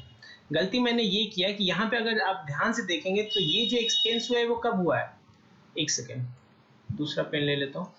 ये एक्सपेंस हुआ 31 मार्च 2018, यानी इस साल क्या डिप्रिसिएशन चार्ज होगा 31 मार्च 2018 को? नहीं होगा डिप्रिसिएशन चार्ज। क्यों? क्योंकि लास्ट डे पे ही परचेज हुआ और सीधे नेक्स्ट ईयर यानी 31 मार्च 2019 में इस पे पहला डिप्रिसिएशन चार्ज होगा, कितने का? 1200 का। ठीक है, समझ के बात। अगर ये आप मान लें कि ये फर्स्ट डे पे होता तब हमारा सोल्यूशन सही था, लेकिन अब मेरे ये डेट पे मैंने गौर नहीं किया और इसके लिए मैं सॉरी बोल रहा हूँ। ठीक है, तो इसका क्या क्या इफेक्ट जाएगा वो भी मैं आपके सामने इसको यहाँ पे डिलीट करूंगा ताकि आपको भी उसका इफेक्ट पता हो। ठीक है, तो फर्स्ट ईयर में ये डिप्रिसिएशन नहीं आएगा तो यहाँ से -1200 हट जाएगा। ठीक है, वो 1200 तो ऐड होगा ही होगा, लेकिन -1200 हट जाएगा और ये -1080 हटा के यहीं पे यहाँ पे -1200 होगा। ठीक है, वो पहले कर देते हैं आपके सामने, -1200 हो जाएगा और वहां पे डिप्रिसिएशन कुछ नहीं है तो कुछ नहीं आएगा। ठीक है, अब प्लस माइनस एक बार मैं फिर से कर देता हूं, तो ये अब हमारा हो जाएगा 47,200। ठीक है, और ये हमारा हो जाएगा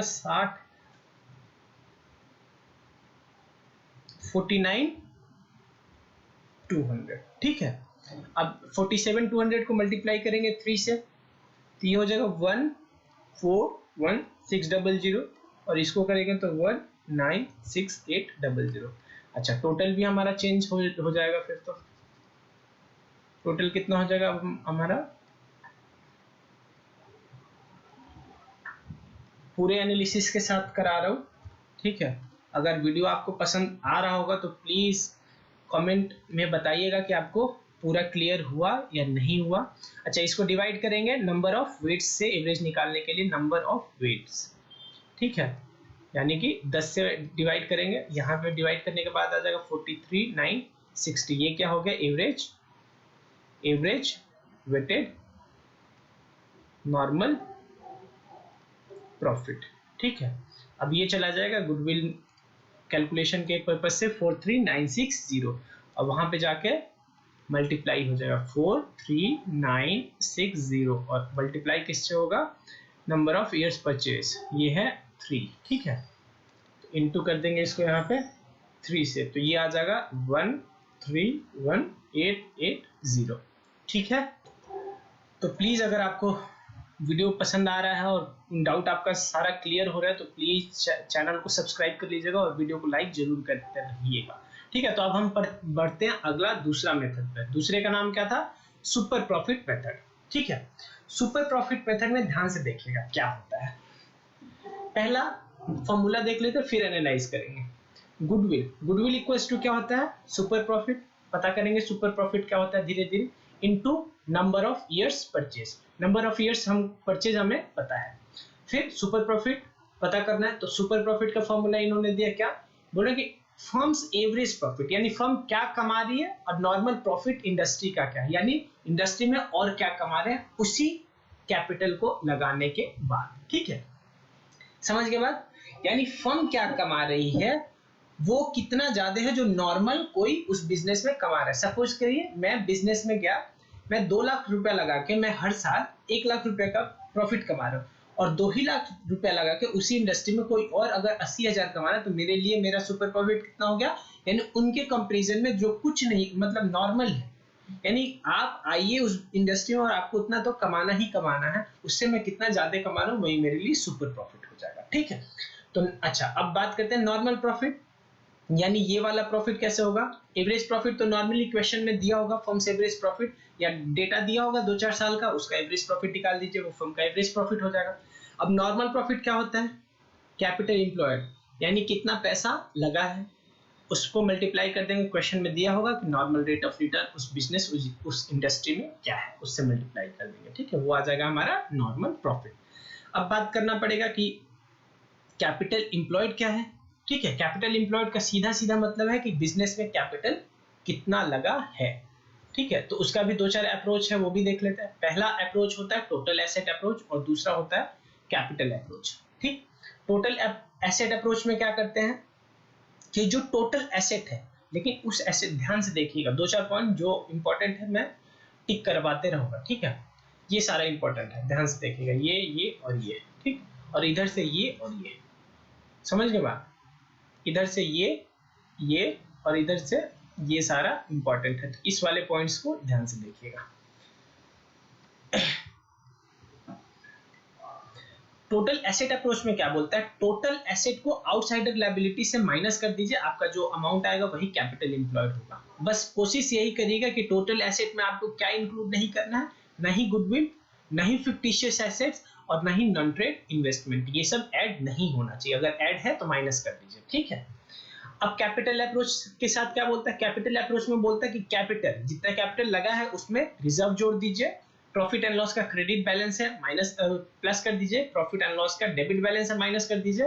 अच्छा, गुडविल है, गुडविल को भी माइनस कर दीजिए। ठीक, देखिए वैसे तो नॉर्मली क्या होता है, नॉर्मली यही सब माइनस प्लस होता है। फिक्टिशियस एसेट्स वो एसेट होता नहीं है इसलिए उसको निकालना चाहिए, और नॉन ट्रेड इन्वेस्टमेंट ये नॉन ट्रेड पर्पस है इससे हटाना चाहिए। लेकिन गुडविल क्यों हटा रहे हैं, क्योंकि ये जो सारा हम काम करने वाले हैं गुडविल कैलकुलेट करने के लिए कर रहे हैं, तो उसको ऑलरेडी इंक्लूड करना वो कहीं से लॉजिकल बात नहीं है। ठीक है, तो बस फोकस यही करना कि गुडविल, फिक्टिशियस एसेट और नॉन ट्रेड इन्वेस्टमेंट यहां से माइनस करना, और इधर में टोटल एसेट से माइनस करना, कैपिटल इंप्लॉयड आपका निकल जाएगा। टोटल समझ में आ गया, और यही कैपिटल इंप्लॉयड हम कहाँ डाल देंगे, ये कैपिटल इंप्लॉयड ये वाला है। ठीक है, ये कैपिटल इंप्लॉयड जिसमें से normal rate of return multiply करके नॉर्मल प्रॉफिट निकल जाएगा, फिर ये नॉर्मल प्रॉफिट यहाँ पे चला जाएगा और फर्म्स के एवरेज प्रॉफिट से माइनस होकर सुपर प्रॉफिट आ जाएगा, फिर ये सुपर प्रॉफिट यहाँ पे और number of year purchase minus into करके गुडविल आ जाएगा। ठीक है, आगे बढ़ते हैं, इससे एक क्वेश्चन कर लेते हैं। ठीक है, तो सबसे पहले इसमें जो क्वेश्चन करना है, इसमें हमें बताना है कैपिटल इंप्लॉयड, क्या बताना है, कैपिटल इंप्लॉयड। ठीक है, तो इस क्वेश्चन को मैं ज्यादा कैलकुलेशन के थ्रू नहीं करूंगा। ठीक है, आपको सीधे यहीं पे मैं समझा दे रहा हूं। लैंड एंड बिल्डिंग प्लस करेंगे, investment plus stock plus sundry debtor plus cash and bank plus ये deferred revenue expenditure fictitious asset होता है, इसको नहीं करेंगे, और गुडविल को प्लस नहीं करेंगे। यानी टोटल कितना आ जाएगा, यहीं पे लिख दे रहा हूं मैं, 3 lakh plus 1 lakh plus 1 lakh plus 1,40,000 फिर प्लस 60,000। इतना को प्लस करने पे कितना आ गया हमारा, 3, 4, 5, 6, 7 लाख हो गया। ठीक, अब आउटसाइडर्स यानी कि एक तो सन्ड्री क्रेडिटर 1,80,000 का और ये 20 लाख का, आउटसाइडर्स लायबिलिटी कितना हो गया, 2 लाख का। ठीक है, तो कैपिटल इंप्लॉयड क्या होता है, ये यानी 7 lakh minus 2 lakh is equal to 5 lakh. ठीक है, ये कौन सा अप्रोच है हमारा, एसेट वाला अप्रोच। अगर कैपिटल वाले अप्रोच के साथ चलते तो ये 4 लाख, ठीक, प्लस कर देते, ये दोनों कैपिटल ऐड हो गया 4 लाख, प्लस कर देते रिजर्व, और माइनस क्या कर देते, एडवर्टीजमेंट एक्सपेंस, क्योंकि ये फिक्टिशियस एसेट्स होते हैं, और गुडविल को माइनस कर दे, फिर भी हमारा आंसर अल्टीमेटली 5 लाख ही आता है। ठीक है, आगे बढ़ते हैं, एक और क्वेश्चन है कैपिटल इंप्लॉयड का, वो भी हम कर लेते हैं।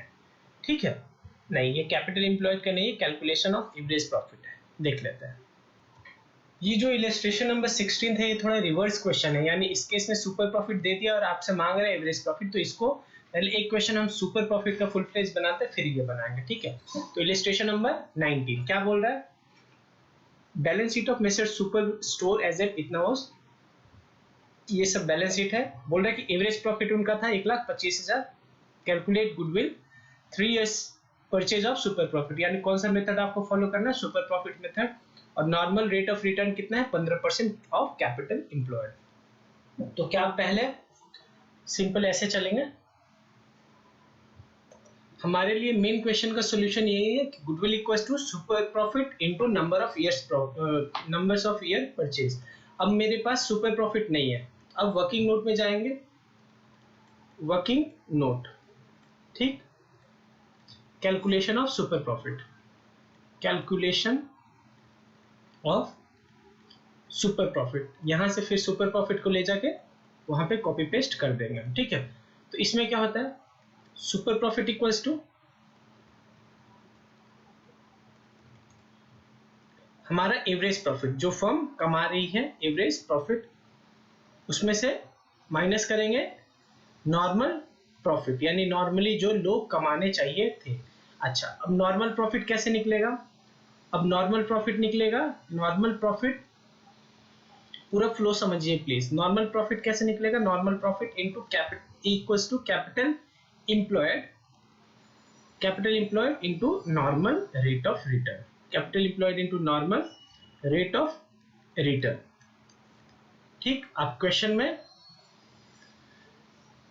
अब कैपिटल एम्प्लॉयड भी दिया नहीं है डायरेक्टली, तो कैपिटल एम्प्लॉयड भी निकालना पड़ेगा, तो कैपिटल एम्प्लॉयड इक्वल्स टू, अब देखते हैं क्वेश्चन, तो तीनों का कैपिटल अकाउंट जोड़ देते हैं, 4,50,000 equals to capital account, capital account, ठीक है। पूरा मैं फुल फ्लेज करा रहा हूं तो टाइम लग रहा है, लेकिन आपको आपका अंडरस्टैंडिंग बहुत बढ़ जाएगा इससे, ठीक है। फिर रिजर्व है 2.5 लाख का, वो भी जोड़ देते हैं, कैपिटल अकाउंट प्लस रिजर्व कितने का, 2,50,000 का। फिर सेंडिंग क्रेडिटर नहीं, आउटस्टैंडिंग, ये सब अगर हम दूसरा मेथड एसेट वाला फॉलो करते हैं तब वो आता है उस साइड, ठीक है। फिर land and building, computer, investment नहीं। अच्छा, इन्वेस्टमेंट को हमको यहाँ पे एज्यूम करना पड़ेगा, ठीक है, क्या कि ये ट्रेड है या नॉन ट्रेड। जब कुछ नहीं बोले तब क्या मान लें, नॉन ट्रेड मान लेते हैं, ठीक है। नॉन ट्रेड मानेंगे तो वहां पे माइनस हमें करना पड़ेगा, लेस करेंगे non trade investment, non trade investment, ठीक है। ये एज्यूम करके इन्वेस्टमेंट, ठीक है, ये एज्यूम लिख दे रहा हूं। अगर आप चाहें तो उसको ट्रेड इन्वेस्टमेंट भी मान सकते हैं, लेकिन क्लियरली आपको बताना पड़ेगा कि investment has been assumed as trade investment. इसमें भी मैं नीचे नोट देके, एक सेकेंड, नोट देके मैं यहाँ पे लिख दे रहा हूँ, नोट क्या कि नोट है investment, investment has been assumed to be non trade, ठीक है। और स्टार्टिंग में हमने बात किया था कि अगर हमारा नॉन ट्रेड इन्वेस्टमेंट हो तो कैपिटल एम्प्लॉयड निकालते टाइम उसको माइनस कर दिया जाता है, तो इसीलिए हमने माइनस कर दिया, ठीक है। आगे बात करते हैं। अच्छा, 1 लाख है तो माइनस करेंगे यहाँ से 1 लाख।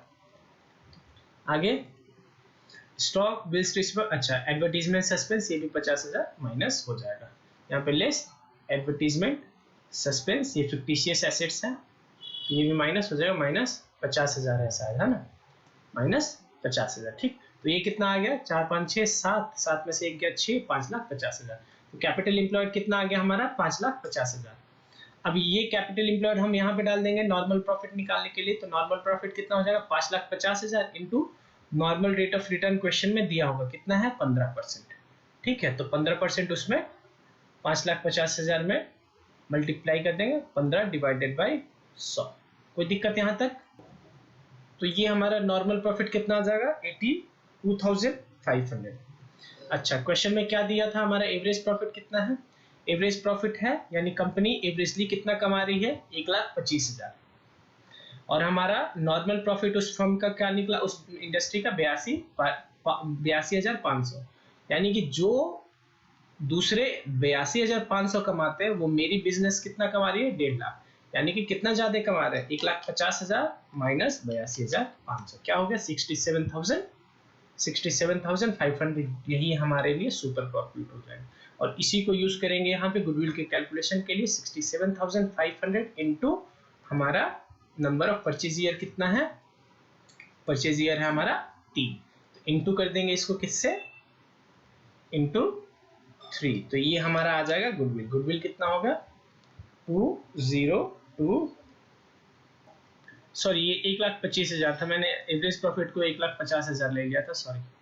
ठीक है, ये 1,25,000 है। ठीक, इसको काट के इसको लिख देते 1,25,000। तो ये हमारा हो जाएगा 42,500, और ये सुपर प्रॉफिट यहाँ पे आएगा किस नाम से, 42,500 से 500 है ये। ठीक है, तो ये हमारा अमाउंट आ जाएगा गुडविल का, कितना आ जाएगा, 1,27,500, और ये सॉल्यूशन हमारा हो गया। ठीक है, ऐसा सुपर प्रॉफिट का सॉल्यूशन ये हो गया हमारा। तो ये क्वेश्चन हमारा हो गया। अब अगला क्वेश्चन वही करते हैं जो पिछला हमने देखा था, इसमें रिवर्स पूछेगा। ठीक है, on 1 April 2018 a firm had asset 3 lakh का एसेट था including cash 5,000। The partners capital account shows a balance of 2 lakh and reserve constituted the rest. ठीक है, और बाकी जो था हमारा रिजर्व था। If the normal rate of return is 10%, normal rate of return उस इंडस्ट्री का 10% है। गुडविल कितना था उसका, 2 लाख का, किस मेथड से, 4 इयर्स परचेज से। तो आप बताइए कि एवरेज प्रॉफिट क्या होगा, यानी अल्टीमेटली ये डिमांड क्या कर रहा है, एवरेज प्रॉफिट। ठीक है, और सुपर प्रॉफिट हो गया, गुडविल हो गया, ये सब बात कर रहा है, यानी कहीं ना कहीं फॉर्मूला यही 3 यूज होने वाला है इस वाले सिचुएशन में भी। कौन सा 3 फॉर्मूला, जो हमारा ये है। ठीक है, यही फॉर्मूला यूज होना है, और अल्टीमेटली उसको आंसर में क्या चाहिए, आंसर में चाहिए एवरेज प्रॉफिट। तो इसमें ये वाला फॉर्मूला मेन आंसर का पार्ट होगा, बाकी सब वर्किंग नोट होगा। तो सुपर प्रॉफिट इक्वल्स टू क्या होता है हमारा, average profit minus normal profit. तो super profit equals to average profit minus normal profit. अब क्वेश्चन में जितना डेटा दिया है, क्या मैं उससे सुपर प्रॉफिट निकाल सकता हूँ? ठीक है, निकाल के ट्राई करते हैं। अच्छा, सुपर प्रॉफिट इक्वल्स टू क्या होता है, goodwill into number of years purchase. अच्छा, गुडविल दिया था क्वेश्चन में, goodwill of the firm is 2 lakh. ठीक है, और नंबर ऑफ इयर्स परचेज हमारा 4 है, तो 2 लाख इंटू 4, यानी कि मेरा super profit SP. Super profit कितना हो गया, सुपर प्रॉफिट इक्वल्स टू हो गया हमारा एक फॉर्मूला है, goodwill equals to super profit into number of year purchase. Goodwill कितना दिया, 2 lakh, is equals to super profit into number of years purchase जो 4 है। तो ये 4 इधर जाकर डिवाइड हो जाएगा, तो सुपर प्रॉफिट अल्टीमेटली हमारा इस क्वेश्चन में कितना आ जाएगा, सुपर प्रॉफिट इक्वल्स टू 50,000। ठीक है, आगे देखते हैं। अब ये 50,000 हम कहाँ यूज कर लेंगे, यहाँ पे। ठीक है, 50,000 equals to average profit ultimately हमें क्वेश्चन में निकालना है। अब दूसरा चीज जो निकालना है वो क्या है, देखिए आप चाहें तो ये वर्किंग नोट में लिख सकते हैं कि ये वर्किंग नोट है, या ऐसे भी छोड़ देंगे तो गलत नहीं काटा जाएगा। ठीक है, कि मैं यही प्रीफर करूंगा कि जो आंसर में आपको मांग रहा है उसका फॉर्मूला आप मेन रखिए, और उसके बाद जो आप यूज कर रहे हैं उसको वर्किंग नोट में ही रखिए। ठीक है, अब मुझे दूसरा क्या निकालना है, नॉर्मल प्रॉफिट, तभी तो मेरा एवरेज प्रॉफिट निकल जाएगा प्लस माइनस करने के बाद। तो नॉर्मल प्रॉफिट मेरा, एक सेकेंड, नॉर्मल प्रॉफिट पहले देखता हूँ। नॉर्मल प्रॉफिट निकालने के लिए क्या क्या फॉर्मूला हम यूज कर सकते हैं, नॉर्मल प्रॉफिट के लिए कैपिटल एम्प्लॉयड में normal rate of return multiply करना पड़ेगा। तो ये क्वेश्चन था, सॉरी ये क्वेश्चन है हमारा। तो पहले कैपिटल एम्प्लॉयड निकालना पड़ेगा। नॉर्मल प्रॉफिट निकालने के लिए हमें कैपिटल एम्प्लॉयड निकालना पड़ेगा। ठीक है, ये भी वर्किंग नोट का ही पार्ट है। क्या, नॉर्मल प्रॉफिट जो है हमारा क्या होता है, normal profit equals to capital employed into normal rate of return. ठीक है, रेट ऑफ रिटर्न। तो कैपिटल एम्प्लॉयड क्या है इस क्वेश्चन में, कैपिटल एम्प्लॉयड बोल रहा है कि partners account showed a balance of 2 lakh. ठीक है, और reserve constituted the rest. Reserve है, बाकी रिजर्व है। अच्छा, बाकी रिजर्व है। देखिए कंपनी का टोटल एसेट कितना है, 3 लाख, यानी अगर कंपनी का बैलेंस शीट हम बनाना चाहें, देखिए बैलेंस शीट में टोटल एसेट जिसमें कि इंक्लूडिंग एसेट है, सॉरी इंक्लूडिंग कैश भी है, इंक्लूडिंग कैश कितना है, 3 लाख, यानी 5,000 जो कैश का है वो अलग से नहीं लिखेंगे। कैपिटल कितना है हमारा, 2 लाख, और जो हमारा वो है, और क्वेश्चन में बोला है कि बाकी जो भी है वो क्या है हमारा, रिजर्व है। तो ये दोनों साइड 3 लाख 3 लाख ही होगा, तो ये बैलेंसिंग फिगर इस साइड आएगा रिजर्व में 1 लाख, यानी अल्टीमेटली बोल सकते हैं कि कैपिटल एम्प्लॉयड मेरा 2 + 1 3 लाख हो गया। मैं अलग से कैलकुलेट नहीं कर रहा हूँ, मैं सीधे लिख दे रहा हूँ 3 लाख। अच्छा, अब क्वेश्चन में दिया था कि नॉर्मल रेट ऑफ रिटर्न जो है वो कितना है इस बिजनेस में, 10%, यानी कि इंटू 10%। तो मेरा नॉर्मल प्रॉफिट कितना होना चाहिए था, 30,000। ठीक है, इस 30,000 को फिर से मैं यहाँ पे यूज करूंगा, माइनस 30,000। ठीक है, तो सुपर प्रॉफिट क्या हो जाएगा? अच्छा, इधर से एवरेज प्रॉफिट अगर देखें प्लस माइनस इधर उधर करने के बाद, तो एवरेज प्रॉफिट मेरा हो जाएगा 80,000। ठीक है, तो अल्टीमेटली हमने कैलकुलेट कर दिया। ठीक है, क्लियर हो गया? वीडियो थोड़ा सा लंबा लेकिन आपको समझ में आ रहा होगा कि लंबा वीडियो जाने का रीजन ये है कि मैं समझा रहा हूँ, ये नहीं कि मैं टाइम वेस्ट कर रहा हूँ। ठीक है, अब हमारा अगला जो लास्ट मेथड है वो कैपिटलाइजेशन मेथड। उसमें सबसे पहला है हमारा कैपिटलाइजेशन ऑफ एवरेज प्रॉफिट, फिर बाद में पढ़ेंगे कैपिटलाइजेशन ऑफ सुपर प्रॉफिट। ठीक है, सबसे पहले हम वर्ड का मतलब समझते हैं कैपिटलाइजेशन। कैपिटलाइजेशन का मतलब, सपोज करिए, पहले सिंपल कैपिटलाइजेशन का मतलब क्या होता है? कैपिटलाइजेशन का सिंपल मतलब यही होता है कि सपोज करिए मैं बोल रहा हूं कि मैंने अपने बिजनेस में 10 लाख रुपए इन्वेस्ट किया, यानी इन्वेस्ट किया मैंने कितना? 10 लाख रुपया। रेट ऑफ रिटर्न है मेरा, सपोज करिए 10%। ठीक है, तो बताइए मेरा रिटर्न कितना हो जाएगा इसमें? रिटर्न जो मैं कमाऊंगा इस बिजनेस से, मेरा रिटर्न हो गया 10 लाख का 10/100 इज इक्वल टू 1 लाख। ये तो हो गया जो आपको पता है। अब कैपिटलाइजेशन का मतलब ये है कि क्वेश्चन में आपको ये देगा कि रिटर्न मैं कितना कमा रहा हूँ 1 लाख, और रेट ऑफ रिटर्न है 10%। तो मुझे पहुंचना क्या है? उस कैपिटल पे, यानी उस इन्वेस्टमेंट पे जो कि 10% रेट से 1 लाख रिटर्न मुझे देगा। तो इसमें क्या करना होता है? कैपिटलाइजेशन के केस में वो कैपिटल अगर निकालना है मुझे, तो रिटर्न को डिवाइड कर दीजिए रेट ऑफ रिटर्न से। तो इस केस में अगर मैं 1 लाख ऊपर ले लूं और डिवाइड कर दूं 10%, यानी 10 और फिर परसेंट है तो ऊपर 100 मल्टीप्लाई हो जाएगा, तो ये 10 लाख आ गया।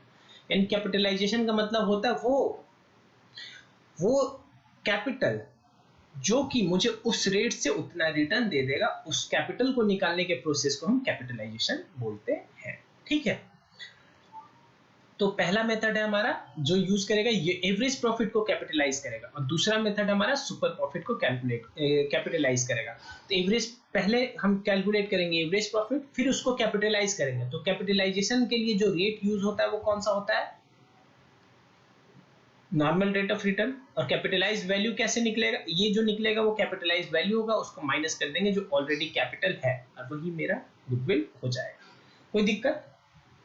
फिर से मैं रिपीट कर रहा हूं, देखिए कैपिटलाइजेशन ऑफ एवरेज प्रॉफिट में हम कैपिटलाइज किसको करते हैं?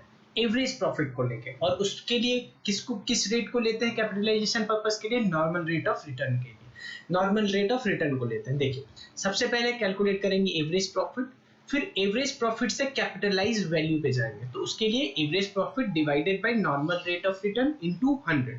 फिर गुडविल का वैल्यू आ जाएगा, goodwill equals to capitalise value जो यहाँ से आया है हमारा, और माइनस कर देंगे जो फर्म का कैपिटल अपना है, तो गुडविल का वैल्यू आ जाएगा। तो इस पे एक हम पहले क्वेश्चन कर लेते हैं। इलस्ट्रेशन नंबर है 21। Puneet and Tarun are in restaurant business having credit balance of their fixed capital इतना ईच। ठीक है, 2,50,000 उनका फिक्स्ड कैपिटल है, तो 2,50,000 इंटू 2, यानी दोनों का मिलाकर 5 लाख का कैपिटल हो। अच्छा, क्रेडिट बैलेंस है उनके करेंट अकाउंट में, तो वो भी कहीं ना कहीं कैपिटल का ही पार्ट हो गया, तो प्लस 30,000 और प्लस 20,000, तो ये हो गया हमारा टोटल उनका कैपिटल हो गया 5,50,000 जो उन्होंने बिजनेस में इंप्लॉय किया, यानी कैपिटल इंप्लॉय टोटल कितना हो गया? 5,50,000 हो गया। ठीक है, इसको मैं ज्यादा डीप पे नहीं जाऊंगा, यहीं पे मैं सॉल्यूशन करवाने का कोशिश कर रहा हूँ, कुछ उधर भी कराऊंगा। ठीक है, जैसे कैपिटल इंप्लॉय में आप उधर नहीं निकालूंगा। ठीक है, the firm doesn't have any liability, कोई लायबिलिटी नहीं है। They are regularly earning their average profit for the last 5 year is 1 lakh, और पिछले 5 साल से उनका एवरेज प्रॉफिट क्या हो गया? एवरेज प्रॉफिट है उनका 1 लाख। ठीक है, तो 1 लाख प्रॉफिट कमाने के लिए जो कैपिटलाइज्ड वैल्यू उनको चाहिए वो क्या था? 1 लाख डिवाइडेड बाय 10% के रेट से इंटू 10 डिवाइडेड बाय 10 इंटू 100, तो ये हो गया 10 लाख। यानी आज के डेट में जो वो 1 लाख प्रॉफिट कमा रहे एवरेज, 10% के हिसाब से दूसरे को अगर कमाने के लिए चाहिए तो कैपिटलाइज्ड वैल्यू वो 10 लाख चाहिए, लेकिन वो यही प्रॉफिट कितने में कमा रहे हैं? 5,50,000 में। यानी कि गुडविल कितना हो गया? Goodwill is equal to 10 lakh, जो वो कैपिटलाइज वैल्यू होना चाहिए, और 5,50,000 जो उनका एक्चुअली है, यानी ये जो 4,50,000 है यही उनका गुडविल हो जाएगा as per capitalised value of average profit. ठीक है, कोई दिक्कत? कोई दिक्कत नहीं। आगे बढ़ते हैं, हम अगला इलस्ट्रेशन देखते हैं। अगला इलस्ट्रेशन क्या बोल रहा है हमारा, ये भी यहीं पे सॉल्व कर देंगे। Bharat and Bhushan are partner in retail business, balance of capital और करेंट अकाउंट। कैपिटल अकाउंट है 2 लाख और 2,40,000। तो क्या यहीं पे कैपिटल इंप्लॉयड कैलकुलेट कर रहा हूँ। कैपिटल इंप्लॉयड कितना हो जाएगा, 2 लाख प्लस 2,40,000। आपको पता है कि करेंट अकाउंट क्रेडिट अगर होगा तो ऐड करेंगे और डेबिट है तो माइनस करेंगे। तो भरत का करेंट अकाउंट क्रेडिट है, कुछ नहीं बोल रहा, तो वो ऐड हो गया, और डेबिट है भूषण का तो उसका माइनस हो गया। तो अल्टीमेटली जो मेरा कैपिटल इंप्लॉयड यहां से निकला वो कितना हो जाएगा, वो हमारा हो जाएगा 4 लाख। सॉरी 4 लाख नहीं होगा, 2 2 4 4 90, 4,80,000 हो जाएगा। ठीक है, कैपिटल इंप्लॉयड। अब आगे क्या बात कर रहा है कि फर्म जो एवरेज प्रॉफिट कर रही है, एवरेज प्रॉफिट जो कमाती है फर्म वो कितना है, 90,000, और नॉर्मल रेट ऑफ रिटर्न कितना है उसका, 10% उस इंडस्ट्री का। तो कैपिटलाइज्ड वैल्यू कितना आ जाएगा, कैपिटलाइज्ड, ये कैपिटल नहीं है, एक सेकेंड, कैपिटलाइज्ड वैल्यू है, यानी कि वो कैपिटल जो कि इतने प्रॉफिट कमाने के लिए चाहिए। तो उसके लिए मैंने क्या फॉर्मूला बताया, average profit divided by normal rate of return, यानी डिवाइडेड बाय 10 into 100, यानी 9 लाख रुपया चाहिए अगर आप 10% के हिसाब से 90,000 कमाना चाहते हैं तो। और इसका कैपिटल है कितना, 4,80,000। तो गुडविल क्या हो जाएगा, goodwill equals to capitalised value जो आ रहा है माइनस उसका अपना कैपिटल इंप्लॉयड। ठीक है, यानी कि 9 लाख में से माइनस कर देंगे 4,80,000, तो हमारा 4,20,000 क्या हो गया, गुडविल हो गया। क्लियर? ठीक, बस इसमें और पिछले पॉइंट में यही, पिछले क्वेश्चन में इलस्ट्रेशन में यही है डिफरेंस कि इसमें ये जो है एक करेंट अकाउंट डेबिट दे दिया तो इसको माइनस करेंगे। ठीक है, अब हम दूसरा वाला मेथड देखते हैं, कैपिटलाइजेशन ऑफ सुपर प्रॉफिट। जो एवरेज प्रॉफिट था उसमें पहले एवरेज प्रॉफिट कैलकुलेट करते थे, तो इसमें भी पहले सुपर प्रॉफिट कैलकुलेट करेंगे। लेकिन जैसे ही, अच्छा, इसमें पहले कैपिटलाइज वैल्यू निकलता था, फिर कैपिटलाइज वैल्यू से कैपिटल इंप्लॉयड माइनस करने पे गुडविल निकलता था। लेकिन इसमें जैसे ही सुपर प्रॉफिट को नॉर्मल रेट ऑफ रिटर्न से कैपिटलाइज करेंगे वही मेरा गुडविल होगा। तो उसके लिए क्या फॉर्मूला यूज होगा, super profit divided by normal rate of return into 100। ठीक है, इसमें भी कुछ क्वेश्चन कर लेते हैं, अब कंप्लीट हो ही चला है ये। ठीक है, ये चैप्टर आपका अप्रोक्सीमेटली 1 घंटा 40 मिनट के आसपास वीडियो में कंप्लीट हो गया। और इस चैप्टर के कंप्लीट होने से आपको पता है आपका 5 से 6 मार्क्स कंफर्म हो गया फाइनल एग्जाम में। ठीक है, 5 से 6 मार्क्स बहुत मायने रखता है। ठीक है, इलस्ट्रेशन 23, एवरेज प्रॉफिट हमारा है 1,50,000। ठीक है, अच्छा, उसमें मैंने और बात नहीं किया, सुपर प्रॉफिट को निकालने आपको आता ही है। एवरेज प्रॉफिट कितना है, 1,50,000। Total tangible asset of the firm 14 lakh और आउटसाइडर लायबिलिटी 4 लाख, यानी यहां से कैपिटल इंप्लॉयड निकल जाएगा। कैपिटल इंप्लॉयड कितना है हमारा, कैपिटल इंप्लॉयड यानी टोटल एसेट यानी 14 lakh minus outsider liability 4 lakh यानी 10 लाख है। ठीक है, यानी नॉर्मल प्रॉफिट क्या हो जाएगा, नॉर्मल प्रॉफिट, इस बिजनेस का नॉर्मल प्रॉफिट हो जाएगा 10 लाख का नॉर्मल रेट ऑफ रिटर्न दिया है 10% इंटू 10/100 यानी 1 लाख। और ये जो फर्म है उसका एवरेज प्रॉफिट कितना है, एवरेज प्रॉफिट है, मैं थोड़ा भी नहीं टाइम वेस्ट करने का कोशिश कर रहा हूँ, नहीं कोई पॉइंट स्किप करने का कोशिश करूँ, मैं दोनों को बैलेंस मिला के चल रहा हूँ, आपका टाइम भी सेव हो और आपका मार्क्स भी आए। एवरेज प्रॉफिट 1,50,000 आ गया और नॉर्मल प्रॉफिट हमारा 1 लाख हो गया। तो सुपर प्रॉफिट के सिचुएशन में हमने देखा था सुपर प्रॉफिट इक्वल टू क्या होता है, एवरेज प्रॉफिट यानी 1,50,000 माइनस 1 लाख यानी कि हमारा हो गया 50,000। तो अल्टीमेटली मैंने क्या बोला था कि जब गुडविल का वैल्यू निकालेंगे तो सीधे सुपर प्रॉफिट यानी सुपर प्रॉफिट को कैपिटलाइज कर देंगे, सुपर प्रॉफिट डिवाइड कर देंगे नॉर्मल रेट ऑफ रिटर्न, और सिंस की रेट परसेंटेज में है तो ऊपर 100 से भी मल्टीप्लाई करना पड़ेगा। अच्छा सॉरी, ये 5,000 नहीं, ये 50,000 है। ठीक है, तो 50,000 divided by normal rate of return 10 into 100, यानी कंपनी का गुडविल का वैल्यू कितना है, 5 लाख हो गया। ठीक है, ओके। अगला इलिस्ट्रेशन 26 और ये लास्ट इलिस्ट्रेशन है इस चैप्टर को कंप्लीट होने में और आपका 5 मार्क्स कंफर्म होने में। ठीक है, 4 से 6 मार्क्स आप देखिए, अब जहां भी कभी 4 कभी 6 ऐसे कुछ आएगा। From the following balance sheet of Vinod enterprises as on 31 March 2019 calculate the value of goodwill by capitalisation of super profit. क्या कैपिटलाइज करना है, सुपर प्रॉफिट को। तो सुपर प्रॉफिट पहले मुझे कैलकुलेट करना पड़ेगा। If the normal rate of return क्या है, 20% और capital of the capital employed, और ये जो बिजनेस है वो कितना कमा रही है, 1,50,000। तो कैपिटल एम्प्लॉयड तो मैं यहीं पे कैलकुलेट कर दे रहा हूँ। कैपिटल एम्प्लॉयड कितना होगा, देखिए गुडविल ये डाल दिया इन्होंने, तो याद आ रहा है गुडविल और नॉन ट्रेड इन्वेस्टमेंट और फिक्टिशियस एसेट्स पे ही ज्यादा जोर देना था कैपिटल एम्प्लॉयड के टाइम। तो 1,50,000 माइनस कर देंगे, तो 5 लाख में 3 लाख जोड़ देंगे और 1,50,000 माइनस कर देंगे। और इन्वेस्टमेंट, एज्यूमिंग ये इन्वेस्टमेंट नॉन ट्रेड इन्वेस्टमेंट है, एज्यूम कर रहे हैं, एज्यूम्ड। ठीक है, ये नोट में आप लिखेंगे, ये भी माइनस करना पड़ेगा हमें। तो ultimately 5 lakh plus 3 lakh minus करेंगे 1,50,000 और माइनस करेंगे 2 लाख।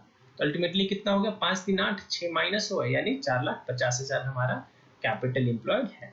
ठीक है, तो पहले सुपर प्रॉफिट कैलकुलेट करेंगे, ठीक, जिसमें कि कैपिटल एम्प्लॉयड हमारा क्या आ गया, 4,50,000।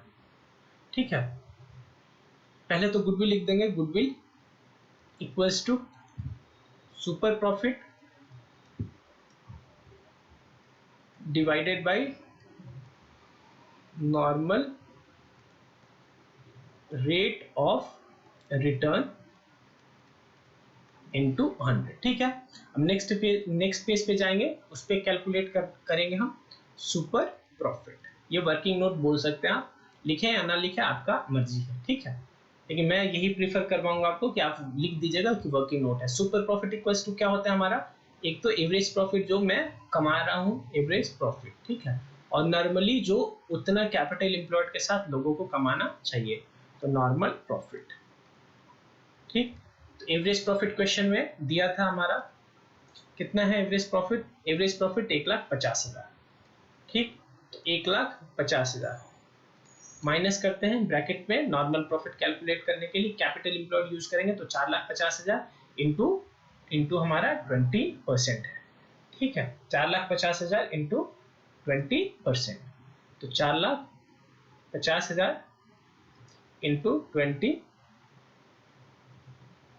डिवाइडेड बाई 100, तो ये हो गया हमारा 90,000। तो 1,50,000 माइनस 90,000। आपको कोई भी डाउट रह जाए अगर, तो आप प्लीज कमेंट सेक्शन में पूछ लीजिएगा। ठीक है, 60,000 हो गया हमारा सुपर प्रॉफिट। इस सुपर प्रॉफिट को यहाँ पे लाएंगे, तो 60,000 divided by normal rate of return 20 into 100, तो हमारा गुडविल का वैल्यू कितना हो गया, 3 लाख हो गया हमारे गुडविल का वैल्यू। ये आ गया मेरा सुपर प्रॉफिट कैपिटलाइजेशन के थ्रू गुडविल का वैल्यू।